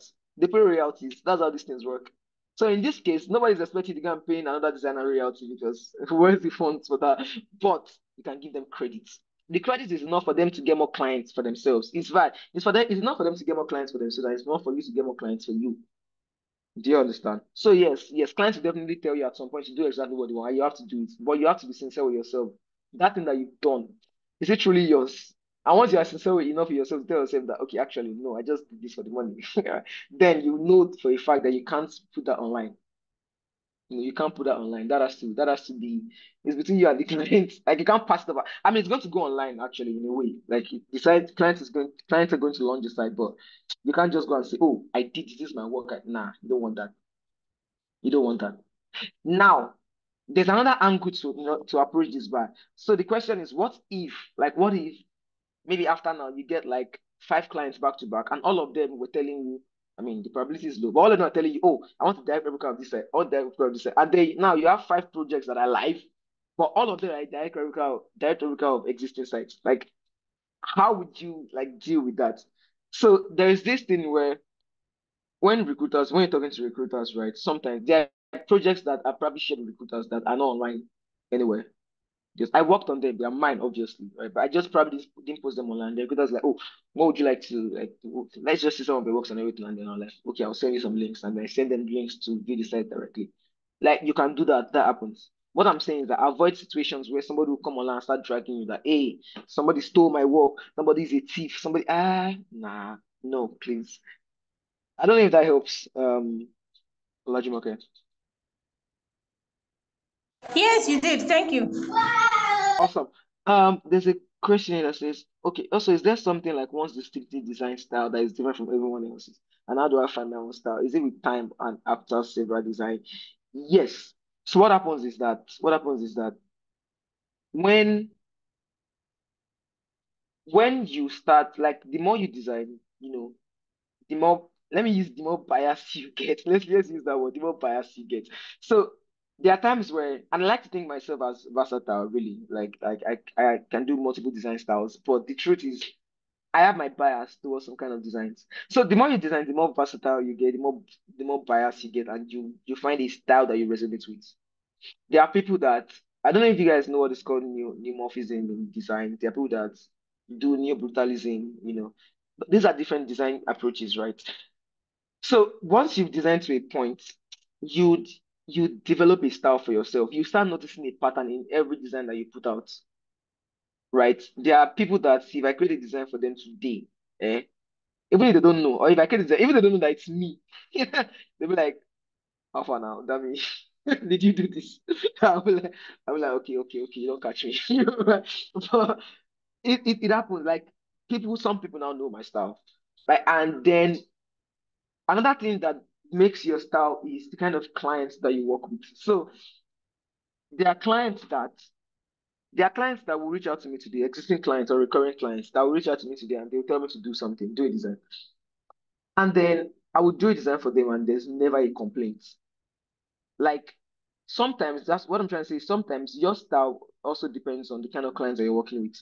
So I currently have majority of my clients are currently people that they want things that don't need to be unique in a way. You get they don't like minimalism. Let's put it that way.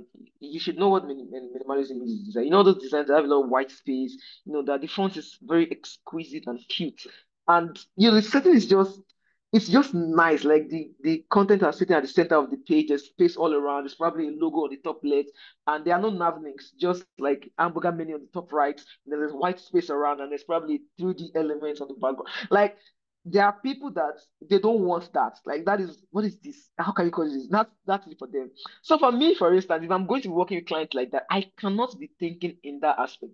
I have to think in the aspect of, okay, these are the kind of designers we want. They want geometric patterns. They want colors. They want this, that, that. I have to think in that line. And if I do a lot of work in that line, then that kind of now becomes my style because that's what I do consistently. And that's the thing with design.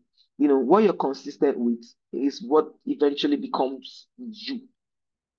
Do you understand? That's why and it's kind of the same with graphic designers, right? We think about it anyway, because if a graphic designer has always been, look at these local ones, for instance, the ones that do all these flyers that look like they're from 1648. They've been doing that for years. Like their clients are always requesting things like that. So now you're telling them to do something that looks like a GT Bank flyer. You know those. I don't. If you've had a chance to go through all these flyers from GT or UBA or is it Zenith, the creativity that goes into their work is just amazing.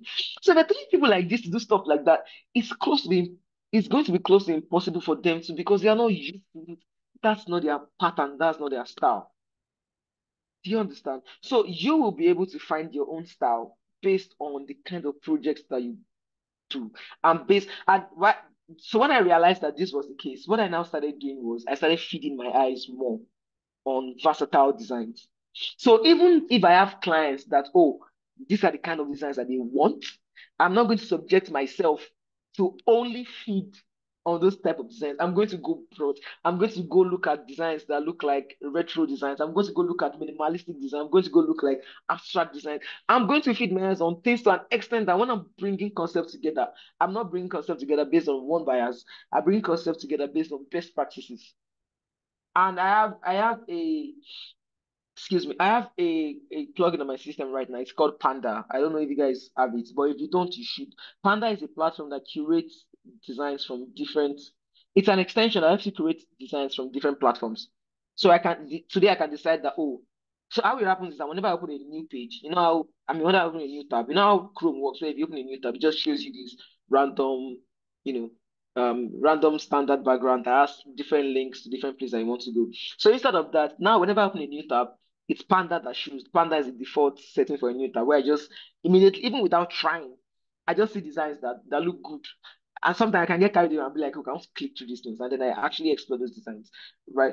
So that's a way that I help myself to ensure that my style is not conformed to one pattern.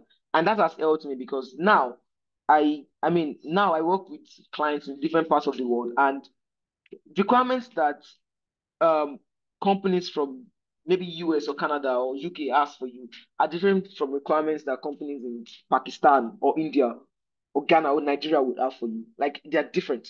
The styles are different, right? So what has helped me be able to navigate those markets properly is the fact that I tried as much as possible to feed my eyes, and I would strongly advise that you do that also. Right? Feed your eyes, feed your eyes, feed your eyes on designs that are, and be careful about what you feed your eyes on. If you're feeding your eyes on, bad or terrible designs, that's what you're going to become. You don't want that. Number one, you need to be able to identify designs that are good based on what you understand good designs to be. The principles that you've learned. I mean, we've taught quite a number of them. You need to be able to understand what good designs are. And then you now need to intentionally and deliberately feed your eyes on them.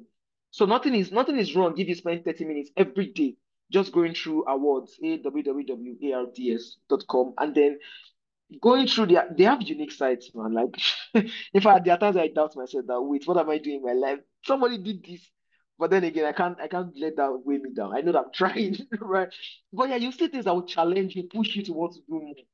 So, in as much as you probably are working for local clients, I say local because I mean they can be in your vicinity. Maybe you're in Nigeria and then they're in Nigeria also. That's what I mean. In fact, they're working with local clients and they have some kind of requests or expectation doesn't mean that you should conform completely to that. The fact that I'm doing a simple design for you doesn't mean that I want to be doing simple designs all my life.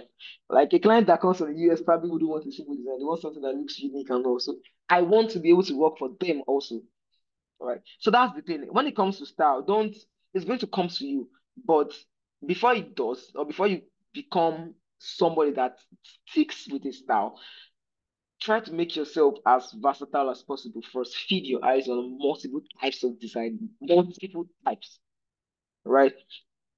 There are designs that I mean, normally we tell you that when elements are too big on the page looks fuzzy and everything is everywhere. There are design if you go to our words today, there are designs that don't even follow a lot of this principle that we talk about. The basics are still there, of course, legible fonts and all like that. But when you look at the arrangement and the way these things are start, it feels like an overload of information. But for some reason, you are still resonating with it. You're like, this is exquisite. You know that it does not follow what you completely have learned. I mean, currently have learned, but you still resonate. Why? Why? Because those people have pushed the barriers and it's like they are playing with fire. I know that if I do this thing and if I do it also next year, it might spoil the design, make the design terrible. But I get coconut head. I'm going to do it anyways. Right? And they will do that and then you come and see that and be like, wow. How did people come up with new brutalism? New brutalism is that design that has a drop shadow, but the drop shadow is filled, it's complete black. Right? And then it comes, let me drop the name in the chat so you guys can new brutalism design concepts, right? Some of us would have known it already, some of us don't. So that's the thing. Like, so normally we say when you're using drop shadow, don't make a drop shadow too bold, too legible. Like, make it faint and soft so it's nice. So design looks crisp. Some people somewhere decided that no, we don't want peace. That drop shadow that you want us to use will make it hard, will make it feel like solid color, complete black, and we'll put outline, make that outline very, very thick. Right? And that's what we want to pass about design. Guess what? They did it, and people adopted it, and some people are still using it today. In fact, the likes of Gumroad still uses brutalism, right? That site, and it's nice when you see it, you're like, wow. But I mean, when you were learning design, we were told, oh, when drop shadow is too visible, it becomes this. When the outline is too thick, it's not nice. It's true, but how they applied it is what differs. Do you understand? So try not to. You are definitely going to choose a style, or in fact, you're not even choosing it. The style is just going to become a part of you. You find yourself doing it and not be able to, break away from it. Yes, but before it gets to that point, at least feed your eyes on designs that feed your eye on a wide range of designs, so that even when you are conforming to a pattern of design, you would be conforming to a unique kind of pattern that is a mix of everything that you've learned. I don't know if you understand that, Raphael. You conform to a mixed one, not just simple designs because I did simple designs for the last 5 years. That's who I am. No, that can't be who I. What's happening to somebody that needs crazy designs that's willing to pay me more? Am I going to pass up on that? No, no. All right. So please, yeah, you're not going to select the design style. Trust me, it will just come. You don't hear people saying things like, "Huh, this looks like a work. This looks like a work," and then you start wondering, how do you know? There's something like it looks like a work. Don't worry, they know. Yeah, so I hope that helps. Olorunshogo said, I did not conduct a user research for the app I designed. Could I create an imaginary one for this case study assignment? Hmm. Well, the reason why we wanted you to use that app was because we expected that you would conduct a case study, right? And then that would form because your research, your user UX, I mean, the case study that you're writing right now needs to contain things like, oh, I did this research and this was why I did it. You understand? You understand? So if you did not do it, it's going to be a bit tricky. It's going to be a bit tricky. Like you didn't do it at all. Is that like you didn't do it at all, or you did it a little, but not that serious? Let me know if you're still on this call. Um, for Kenny was asking how my portfolio is. Oh, Raphael, I don't trust you. You went to find it. Me and you will fight. But yes, that's currently. Now the funny thing is that when I was creating this, right? Of course, like I said, there were different versions before today. Liquid. Oh, there were different versions before today, and when I was creating this, and I was trying to select the projects to put on there, it was just like, of course, I don't just do website. You'll notice that it's not a website. I do just website. I do everything. But I don't know, it just felt like those are the ones I wanted to put there. So there was a time where I was in talks with a prospect, and then they're like, send us a portfolio, and I did. They're like, oh yeah, this is nice, but I'm not seeing any web app here. Like, show us the web app. Where are the web apps that you've done? So what I now had to do was a lot of the web apps I was working on, they were still in production, right? But then of course they needed to see something, so I sent them links to the testing. I mean the staging links, all those things for them to test. Right? They're like, okay. So another thing is, right, as designers generally, I think we've come to like the major conclusion of this session. Next week you're going to be getting your projects that you're going to be doing. Like, don't be scared, don't worry. It's going to be like a combination of everything you've learned so far. All right. But yeah, you're getting a proper project next week. So here's the thing. As designers, at the end of the day, depends on how comfortable you are. You're going to have to choose a niche. Do you get? Right now, I would rather just do website and landing pages than subject myself to the headache that comes with full-on product or full-blown product. But when the prospects come and they're like, we want to do this, the question is, can you pay the money? I know the answer is yes. What am I doing? Why would I say no to that? Right. So my focus right now, my target is to get as many website clients as possible, which is what led to what I did in my portfolio, where that's what I'm showcasing. Now, if someone comes and asks me that, oh, is it only website that you do? Of course, I'll tell you no. Do you understand? But the primary audience that I'm trying to talk to are people that need me to build websites for them, because I think at this point, that's what I want to settle down with, right? So that's the thing. There are people that I have friends that follow designers that they barely do websites, barely. They're focused on apps, not even web apps, mobile apps, right? And then there are some that are focused on web apps. But at the end of the day, at some point in your career, it might be very early to do that right now. But at some point in your career, you might have to choose a niche. Like that was mine, right? I mean, it's only if the money is like not coming in as much as I would expect that I'll not decide, you know what, I'm changing this niche. Let's go back to advertising everything to everybody. But for now, that's it. So you also need to be deliberate about how you structure your projects. Also, it's nice if you have more. I'm not even going to lie. It's nice if you have multiple kind of projects in your portfolio. Like that's fact. That's something that should be done, right? This is just like a personal bias for me. So if you're going to take anything from that portfolio that you're saying, don't take that. Oh, let's just have website. No, right? It's me. I've started down with that. I have clients that reach out to me for that, and they're always coming back when they need things, and they're always referring people for that need. So it's like I can settle with that. But if you're in a situation where you've not really gotten that kind of recurrent, um, client base yet, you probably don't want to conform yourself to one. You want to explore your options and ensure that you're open to as many opportunities as possible. So when these opportunities start coming in, you can now say, oh, wow, I think I enjoy doing this more. I think it's easier for me to get more clients when it comes to mobile apps than when it comes to web apps. Let me just start pushing mobile apps more. And then, you can stick with that. Right. But for now, as long as you're still starting, you know, don't close off opportunities just yet. Don't subject yourself to one. You wouldn't know until you try. I've tried them, so I know. So you need to try them. So actually work with clients that will stress you and the ones that wouldn't. It's at that point you know that, okay, look, this is what I did. This is what I do and everything. And sometimes clients that you do mobile app for, I mean website for, will tell you that, oh, I also want you to be the one to handle my mobile app. You would do it because they'll pay you for it, right? So yeah, so if you're going to take anything from that, that's why it shouldn't be the fact that I have only websites there. Please, thank you. So back to your lunch, sugar. I think it's fine. I think you can do a project. I think I'll do a project and submit. It's okay. Okay, it's okay. We'll just assess you based on that. But please, like, what the reasons why we gave you the assignment is so that you can. I mean, if you had done that, then for instance, doing another one for your project that is going to come next week would have been easy peasy. Because you've done it before, now I'm doing it again, right? It would have been easy peasy. But it's fine. You can do another one and then write a case study for that. Olajimeke, you have another question. I'm assuming that nobody else has any other question because I'm not seeing anybody else. But it's fine. Yes, Okay, can I you? have a question concerning website and landing pages now.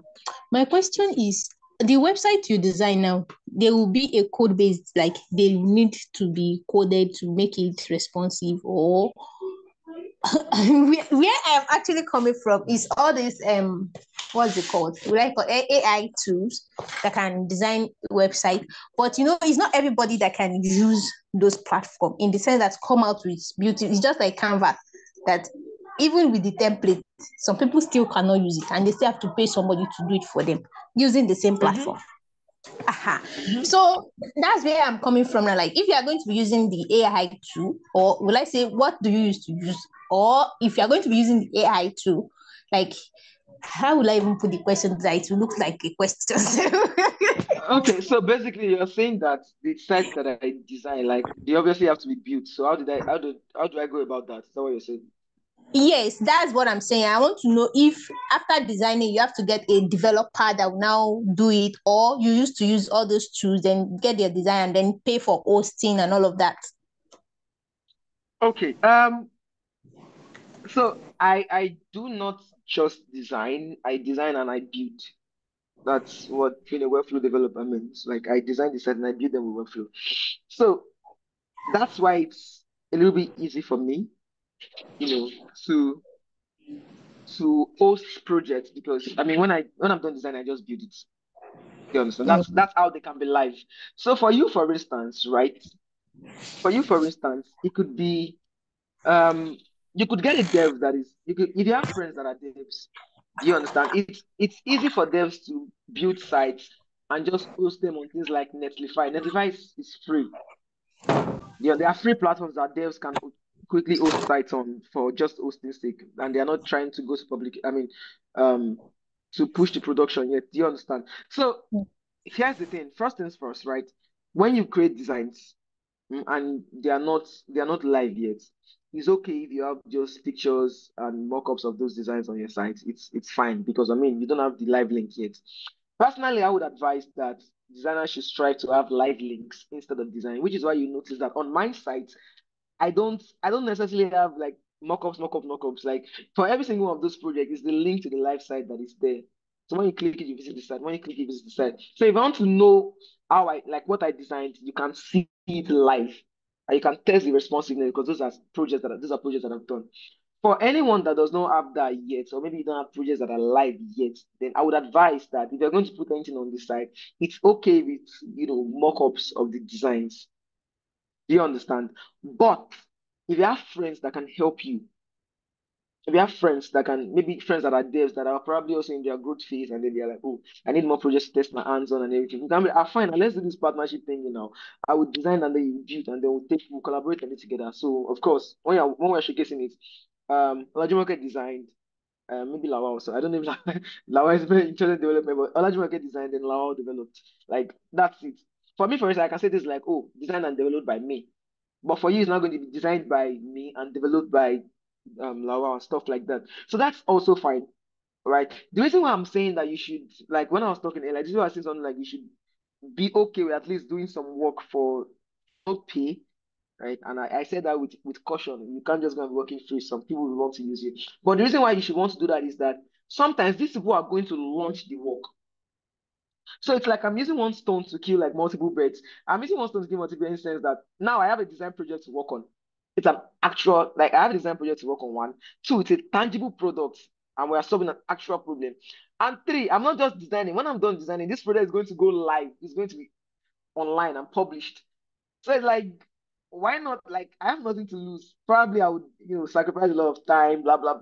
But I'm working on a project that I can showcase to recruiters eventually. Do you get? So it's something that would help me. So why would I not want to do it? So back to your case, it doesn't, you don't, if you don't have a way to develop this site, then it's fine. If you know how to use Webflow or things like, I don't know if WordPress is that easy to use. I mean, they say it is. I don't know if you can use WordPress to build custom design like that, but I don't use WordPress. I probably use Webflow, right?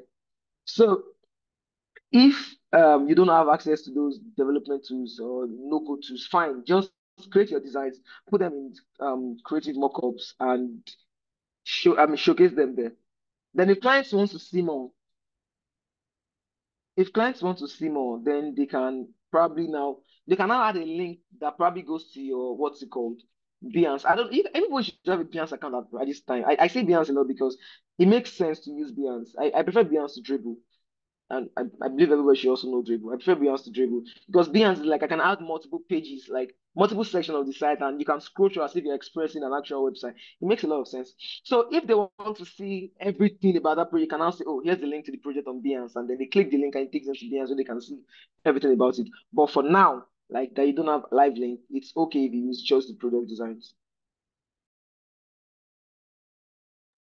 Does that answer your questions? Are you good? Yeah, so if you are going to be partnering now, so that I know the kind of partners I'll be looking for now for devs that are doing, is it the mobile development or the coding part? Which No, one? it depends on what. So I think it's going to be hard for you to get devs that would build mobile apps for you, even if you are learning, because I think the infrastructure they need to set up those things are going to cost Oh, them money. And unless they oh, want to do that thing for profit, they might not want to do it. The reason why I'm saying sites is like sites are easier. You know what? Websites are even a way for you to escape not having live project at all. I think everybody should even try this. It's not like you are trying to have just website on your profile, but websites are easy to get devs to help you with. Do you understand? So you can just work on two, three websites, get two, three devs that are willing to also partner with so they also have live products and give each of them one to do. So when they are done, at least on your project, on your portfolio right now, you have three live links. Do you understand? So every other one can be coming later, like projects like mobile apps that you've done and stuff like can be coming later. But at least for now, I have some live links on my portfolio. But if you're thinking, oh, web apps, mobile apps, that is going to be very, very hard with devs that are probably also looking for jobs that will give them money. And telling them, oh, spend money on Cloudinary or AWS for this. Ha, ha. No, now. Right. So yes, start by creating these things. You can start by posting them on your Behance first, and then once your portfolio is live, you can now also share them there. But don't worry, even if you don't have live links yet, you can work towards it, but you can start without. You understand? and sorry for cutting you short. Another way to this thing that I'm thinking is the AI that I just talked about now. Yeah, Most I of wouldn't all those suggest platforms, that. uh-huh. Like, I wouldn't suggest AI per se because when you look at these things themselves, sometimes they don't give you the best results. Okay. Yeah, yeah, sometimes it's no, I'm not even talking graphics design, I'm talking like actual website. Have you tried to use one of these AI tools to generate a site before? No, not yet. Okay, I'm I just have. looking into it, but I've not I tried it. have tried. Sorry, before we continue with that, Sasu, yes, using a site builder like Wix works.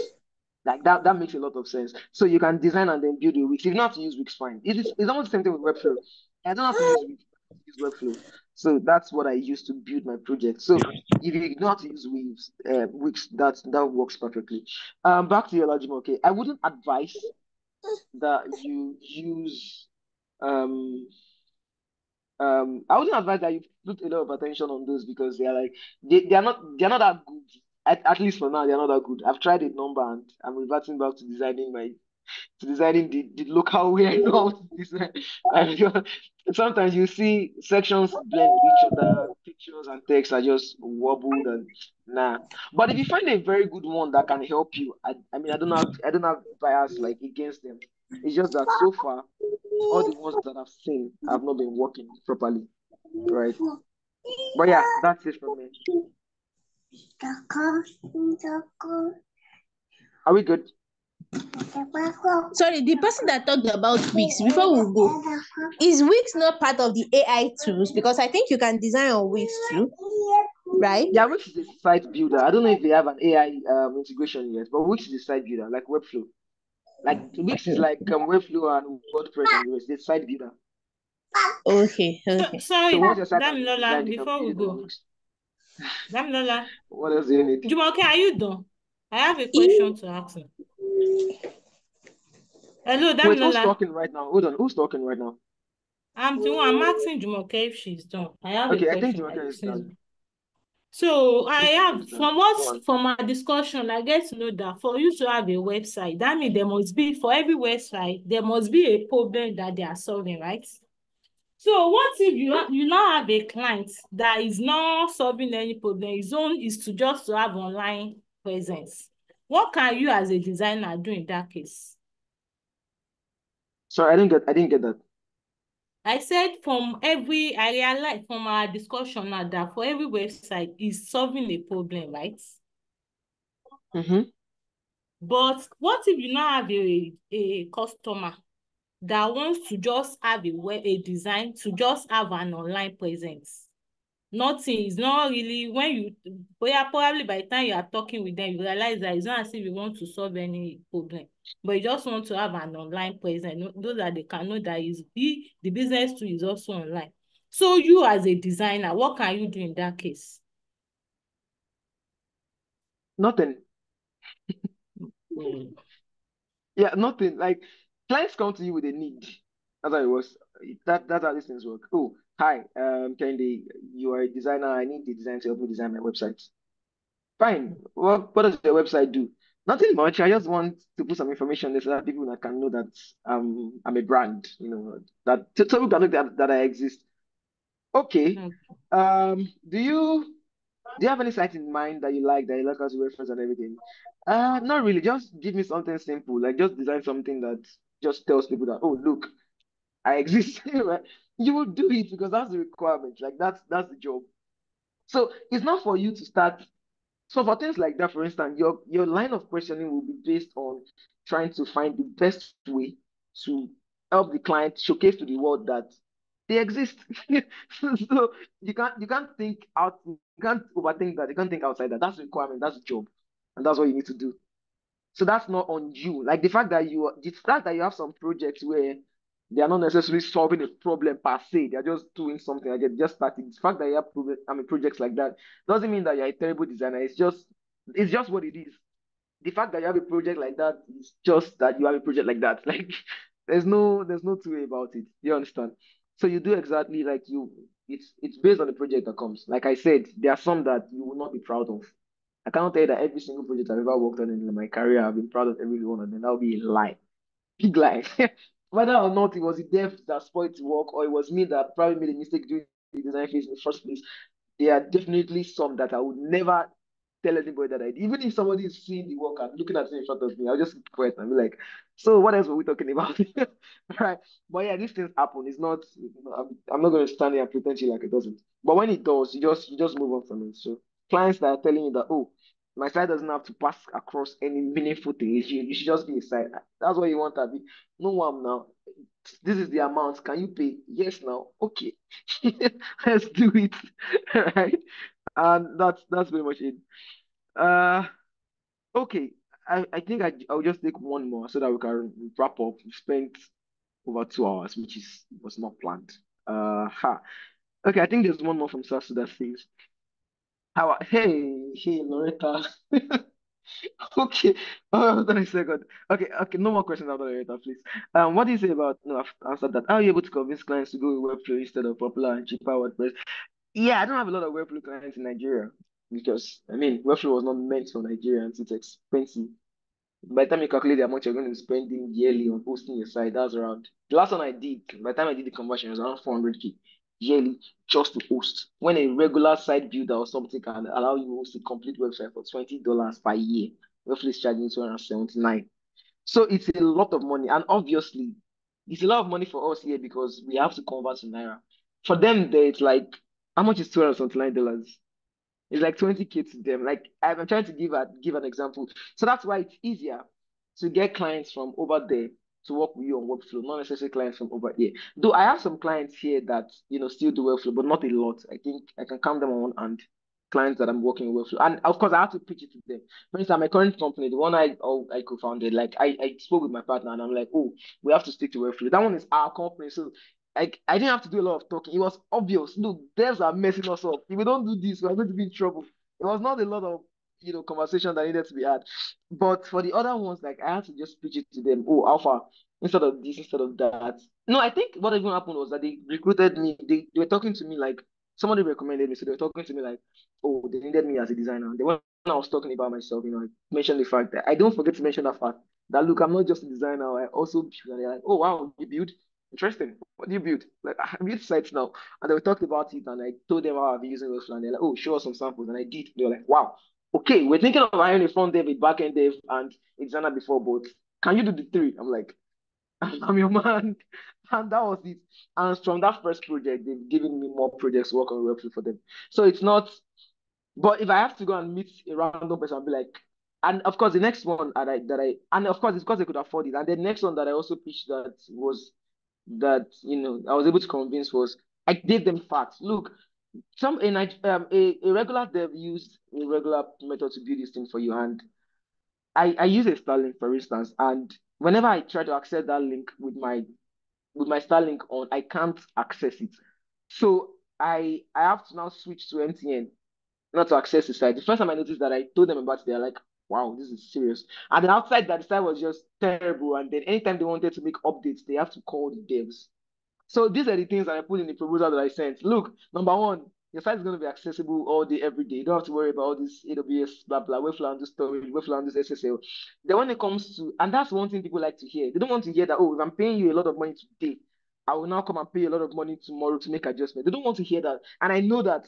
I know the kind of people I'm working with. So I'm pitching that with seriousness to them that, look, and the fact that we are building with Webflow doesn't mean that when we are done, you don't have to be paying me for maintenance every time. No, I'm going to give you such a way that you can take over from me whenever. You can make text updates. The only time you might need me to come back in is if you want me to make structural changes, add new sections, add new pages, remove things. But if you want to update things, text, image, upload blog posts, add people, collect your email responses and everything, you can do all that without my input. And I'm going to give them, and I give them proper documentation on how to do all these things, right?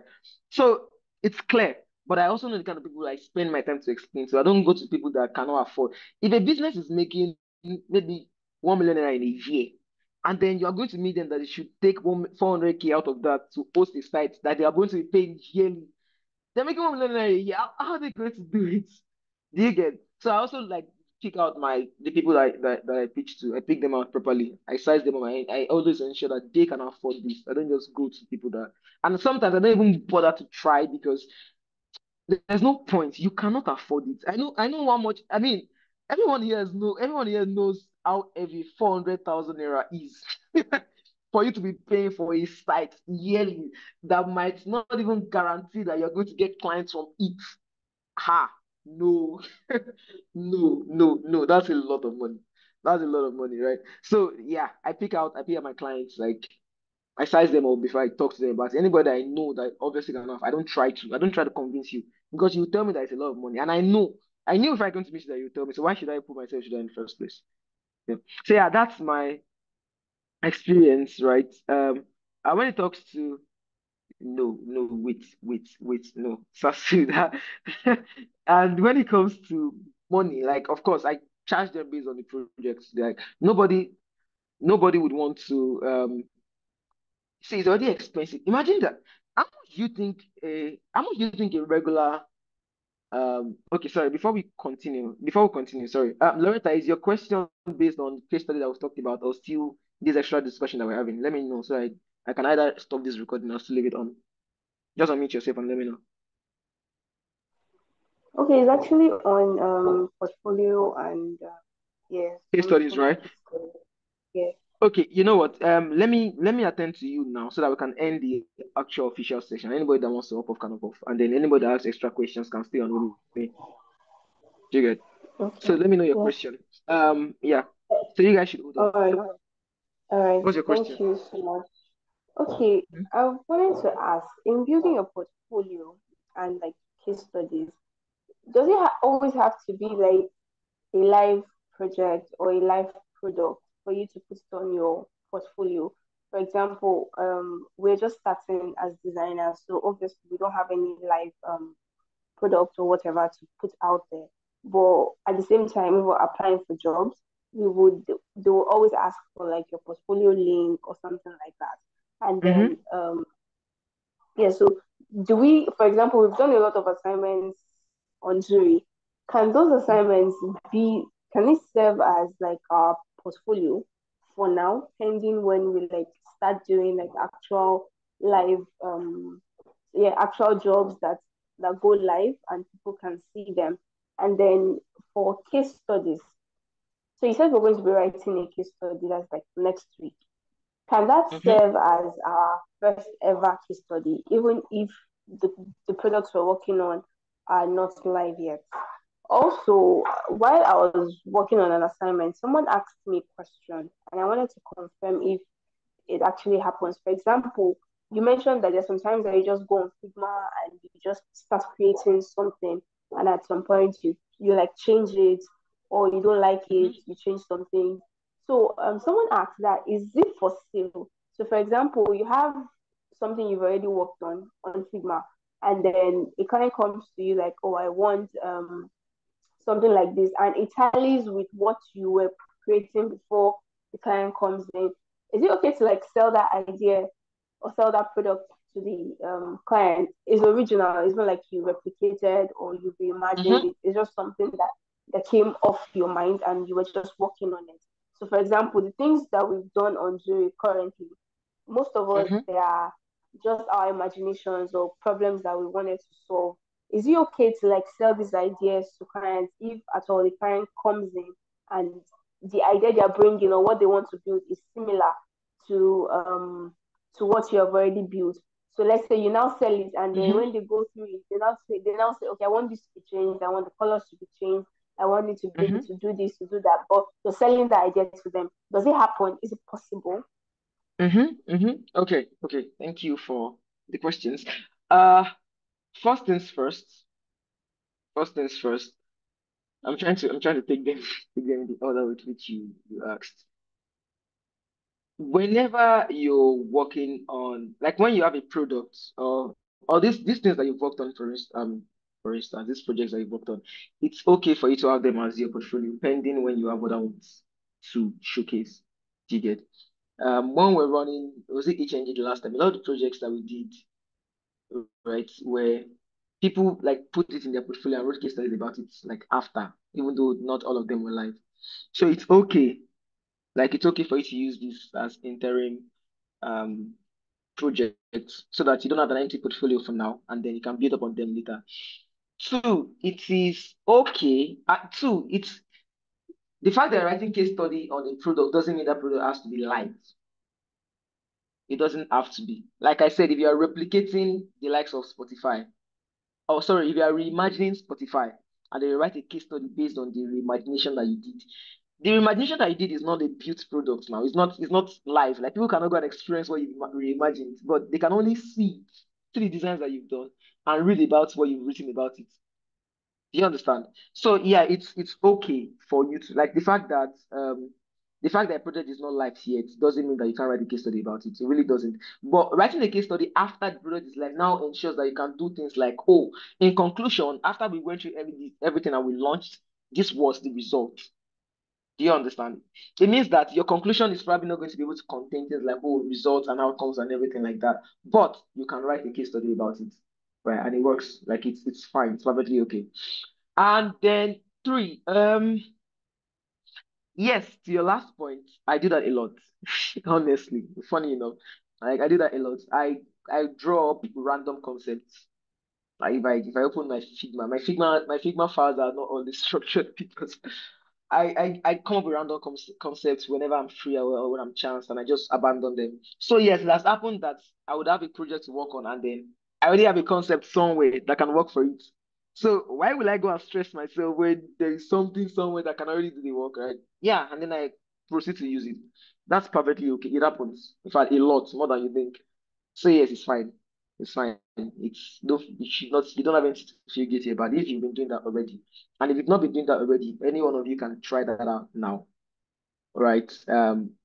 You want your chance, create random projects or random concepts or random ideas. Just whip up designs. And who knows, at some point you might have need for it, and then you can go back and just take it instead of having to design from scratch. So yes, everything that you're doing right now can stay in your portfolio for now. The reason I'm saying for now is that trust me, by the time you start advancing in your career and you come back in the next 6 months, in the next one year to look back on those things, nobody will tell you before you delete some of them. Do you get? But right now, instead of right now that everyone is still kind of starting out and everything, it's okay. At least you worked on them. These are things that you actually worked on. And that's how these things work. If I look back on my designs from last year, for instance, I probably would be like, what was I thinking? That's how these things happen, right? But as at then, it was like the best thing since sliced bread to me. And that's how it's going to be for everybody. You know, the more higher you get, the more advanced you get in your skills, the more understanding you get, your views are going to change, your tastes are going to change, and you are going to, the designs that you're going to be creating are going to change. So those ones that you did like years ago, like they would have been upgraded. So yeah, I hope I answered all your questions, Loretta.